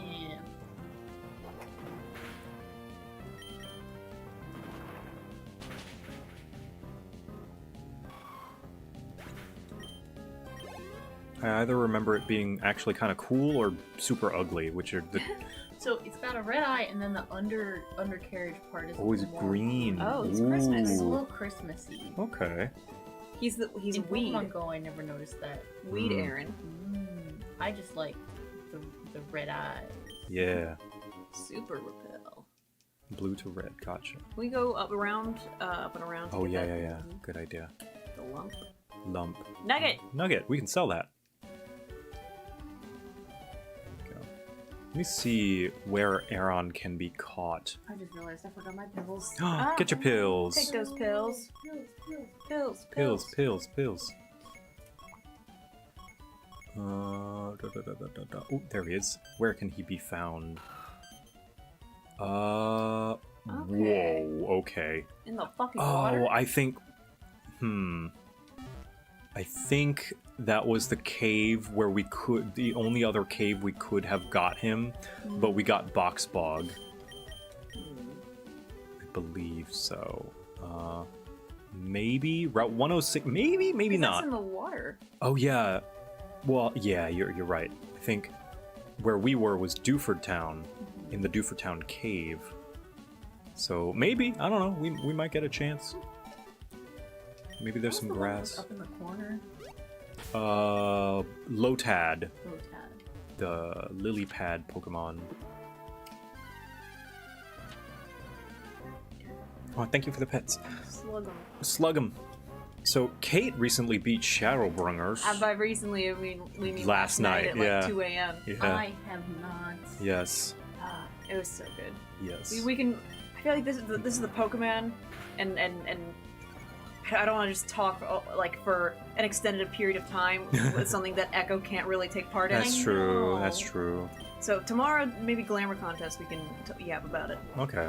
I think that's a good idea. Yeah. But yeah, I beat it. It's really good, and I like it a lot. Mm-hmm. And she now has Polly now has second boyfriend. Yeah, second boyfriend. I use this parasol to ward off this filthy, yucky volcanic ash from my dear Nummel. Nummel is like part ash. I don't think you need to worry about that. Oh, cute. Parasol lady. She's smart. It's raining ash. Yeah. Yeah. That's true. Dude, speaking of weather, I ran Amarot a couple times just with NPCs because I want to see what they said. Yeah. The weather effect happening is literally called termination. Whoa. Termination. Not determination, just termination. Yeah. Someone says Route 106 is where you met Steven, they think, so that would be the cave. Ah, dang it. Oh, well. Yeah, so the only other Aeron is like Victory Road, basically. Ugh. Love seeing weather effect in some instances. Yeah, like in Shadowbringers, like base Shadowbringers, like blinding light or something Yeah. like that. I think it's like Eternal Light. Eternal light, something like that. Or like a Mortona, Cancer. Right. Here, slide under my parasol. Okay. Did she give us the umbrella? No, she No. gave us her number. What's cool? I helped my friend getting through SHB as well on Tuesday. He really enjoyed it, but he liked Stormblood more. Oh, Interesting. yeah. Glad that he liked it so much. That is not to say this is a bad thing. That's an unpopular Take, opinion. yeah. Uncommon. Uncommon. Most people, Stormblood was the more divisive expansion before Dawntrail came out, and I understand why as well. But yeah, interesting. Ladies. The both of us, we collect ashes. We battle Pokemon too. Okay. That's so creepy. Her name is Tia. Is the first one Graha? Tori and Tia. That's cute. twin Tori names. and Tia. Spinda and Spinda. Two Spinda. Look at them. Their spots are different. Can't wait to get Surf. So I can hit them both. Why do they collect ashes? I don't know. Someone said that if you have the soot bag and collect ashes, you can fucking make like flutes. Yeah, like poker flutes. Mmm. Wait, I was in dungeon. Who are Kate's in-game boys? What do you mean? Secrets. Oh, your Spoilers. two boyfriends. Oh, my two boyfriends. So, One is Estinian. yeah, I think I would consider Polly's canon love interest to be Estinian, but then it's really hard not to, like, fall in love with / ship the wall with Graha. Right. So, Grahatio was the one who was In the Crystal Tower. he's Sleeping Yeah, Beauty. Yeah. he comes back out at the part I'm not at yet. I don't know. Well, how else would he be your boyfriend? See, this is Maybe- why Yeah. I was like, Sorry. Yeah. Also, to be fair to you, he's in all the marketing now, so it's kind of unavoidable. well, I knew he would come back at some point. I just didn't know where. Right. Right. Because he's in the marketing and he's on the bag and like in the posters, and it's impossible to find. Yeah. Dang, sorry. I knew I'm that was sorry. gonna happen. I'm sorry. Big reason for Stormblood Sorry. because he loves the Far East, but his HB was lower because of the science getting linked to the first. The Far East is fun. I think narratively, my favorite hub is the Crystarium, but just vibe-wise, Kugane I think is my favorite. No, I'm fine. I'm a little annoying. Oh, sorry. I'm sorry. Okay, we can not talk about 14. I'm sorry. I love you. I love you. Okay. Oh, I forget. Rock Smash is only 20 thing. No, it's alright. It has a rose. Thavnair? I do like Thavnair a lot. I do wonder if there's another place we can get Skarmory. Let me check, 'cause we didn't encounter it, so it wouldn't be in our Pokedex. Oh, yeah, you're right. If you could look that up. Any exciting new catches? No, we got a Slugma, which sucks, and we got a Spinda, which also sucks.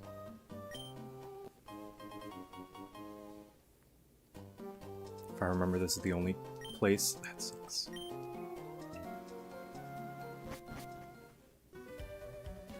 Hello, child. From out of the ashes I leap, hiya, I challenge thee. Yeah, it seems like it's just this route. Right. Ninja Boy, Lao.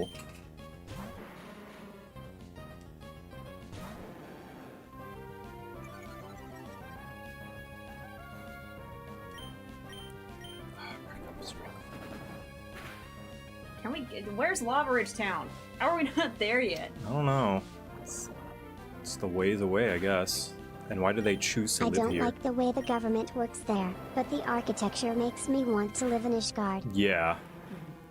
Ishgard is very pretty, and the Holy See do be doing its thing. Let's see, they were gonna send a coughing. Zombies can get some experience.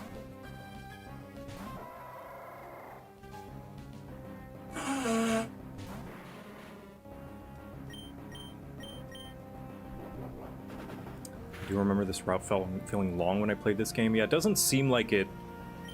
I don't know, I'm bad with directions in space, so maybe it is supposed to be this long, and it feels... Another coughing.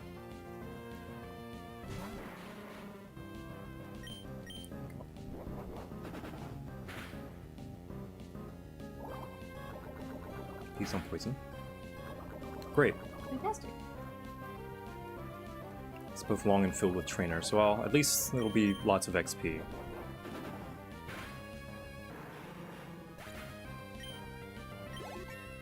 Good job, Zoomies. Yes, sir.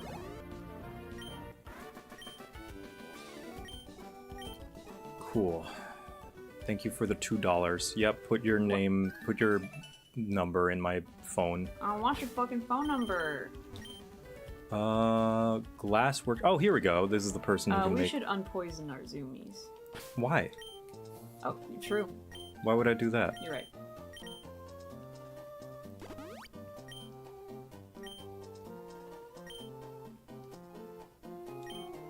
Oh yeah, he's the Whoa. guy who would make glass and stuff. 250. Oh. Yep. Which I think you can collect by running through the ashes in the grass. Did we talk to that old man? Is he a trainer? Hello. Today's technology is a wondrous thing.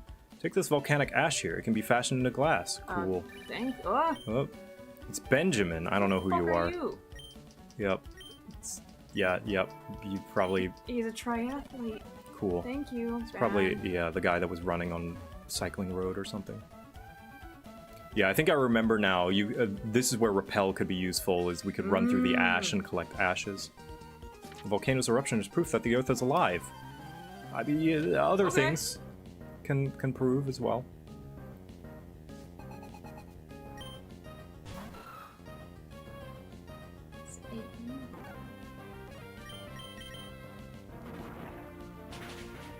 Rock is super effective against steel?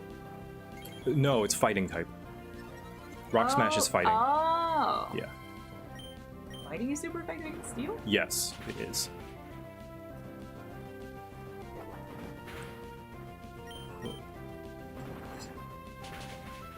Even at 20 health, or 20 power, it's quad weak, so...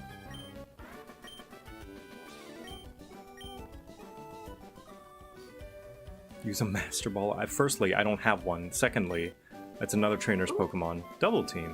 Well, be nice and competitive maybe, but... If we wanted to do some kind of cheese... Fall Arbor Town. Can we check the map? Did we go the right way? Yeah, I think so. Right? Because I thought that we were going for... No, we we missed went Lava further. Ridge Town. Oh, okay. We missed... I was wondering. Yeah, I thought okay. this seemed long as fuck. Yeah. Okay.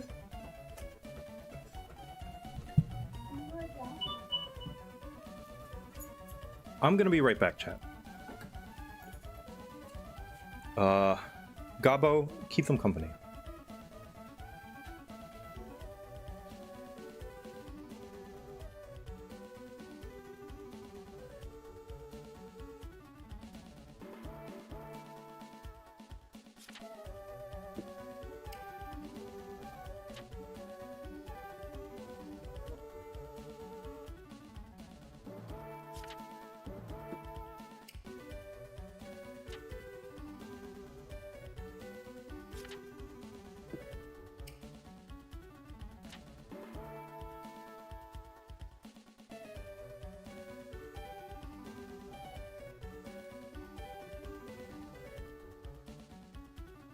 Quick, while they are away, say nice things about them.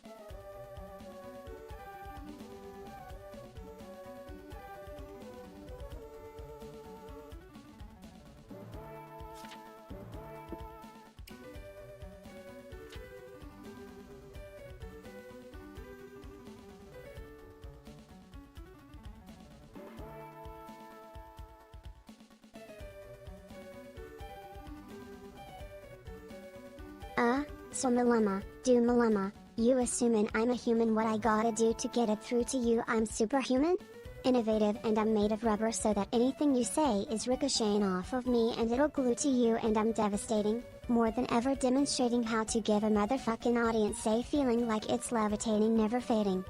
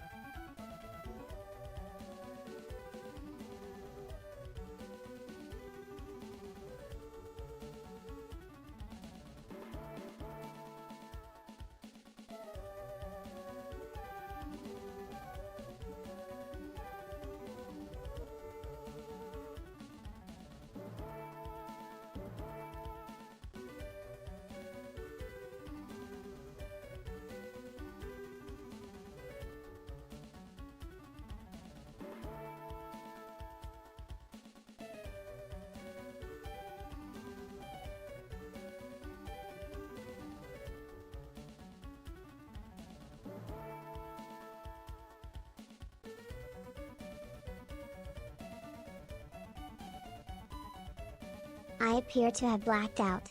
What was I doing?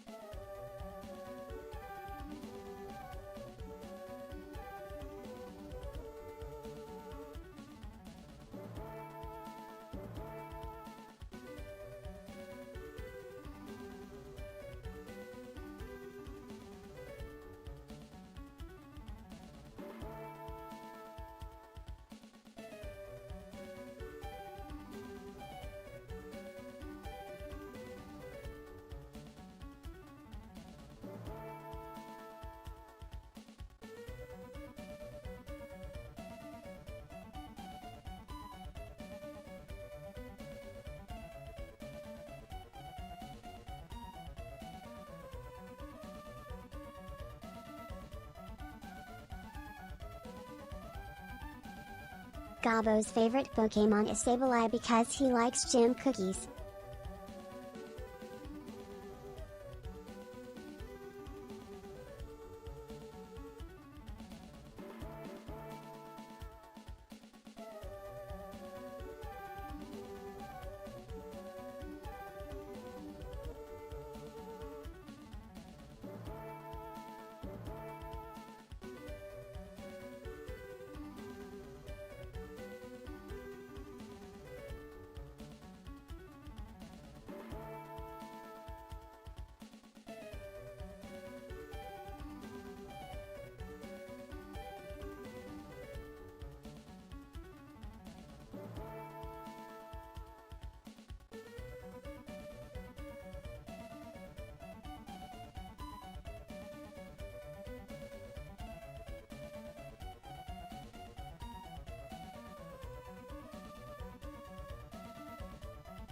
Chat, I am selling the used Honda Civic low mileage almost no bullet holes. Anyone interested?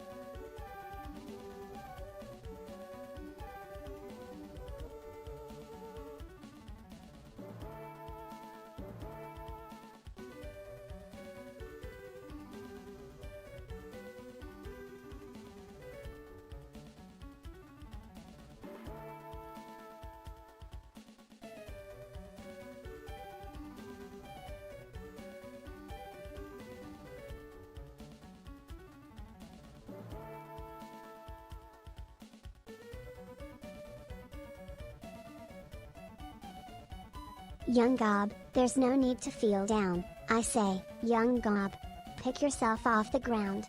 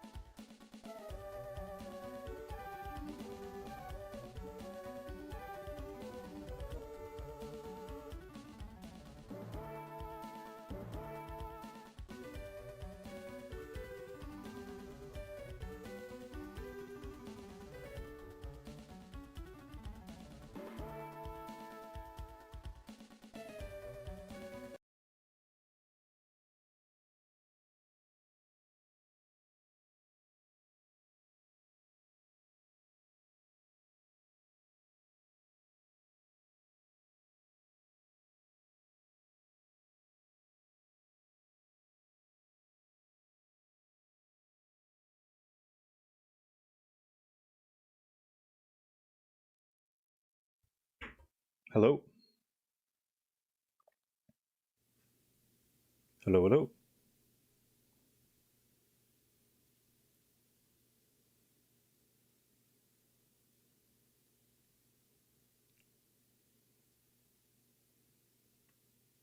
Yes, father. Yes, okay. Apologies for the interruption, but I'm afraid Nuzlocke is going to have to take a delay this week. We are going to go back to reading some Pathfinder. And we'll make Victor's character. We'll make Victor's Pathfinder character. Sorry about that. We'll return to it next week.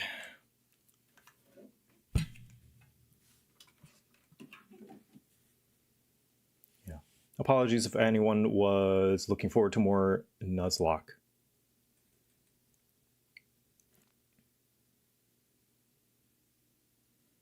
Yeah. We'll have a chill stream today, yeah?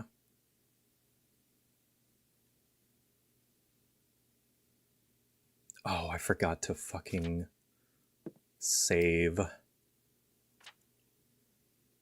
Whatever, I'll regain that progress. I closed it without saving. I'm stupid.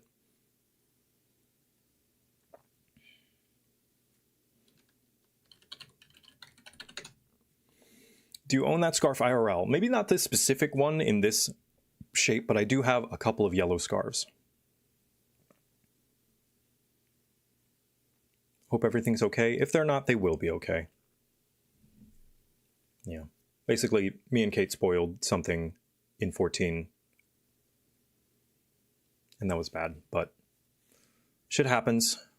We will move on and try to do better next time, because that's all we can do.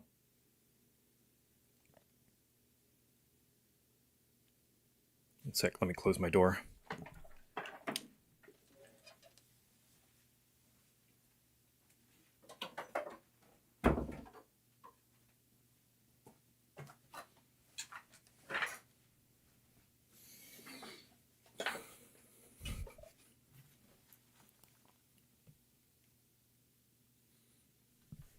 Is Nuzlocke done for the day? Yes.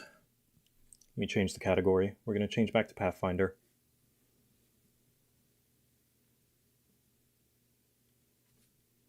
Ben Gloom Gonet FH Cthulhu Rulio Gonagoftan.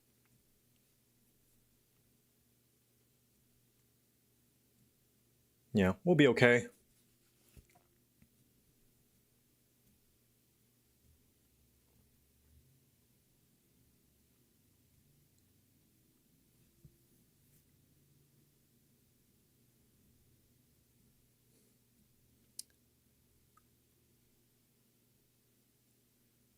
Here, let's make a new character. We'll do core only.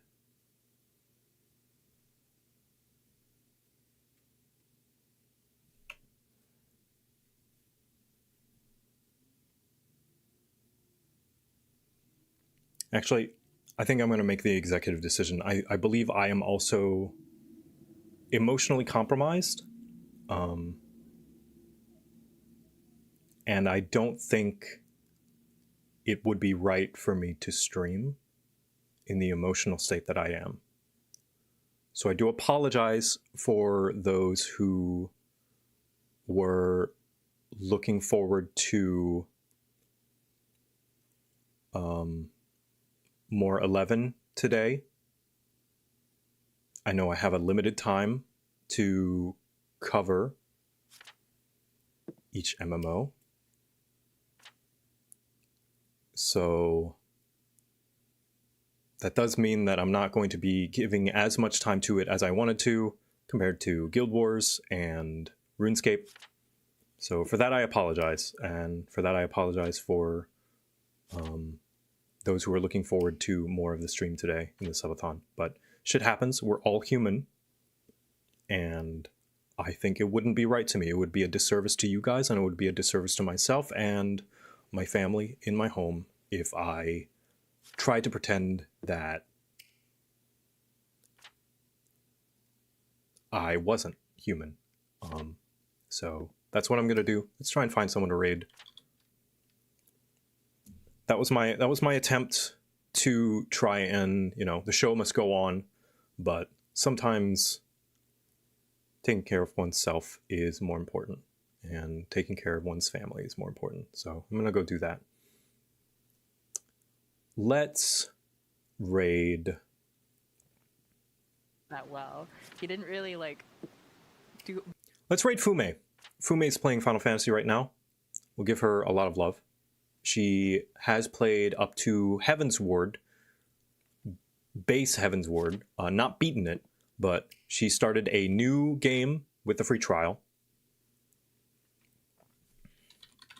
Gabo loves you. I love you too, Gabo.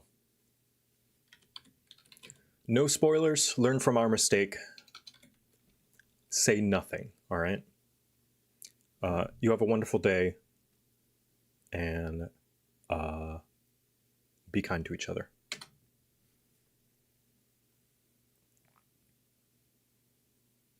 Good night, everybody.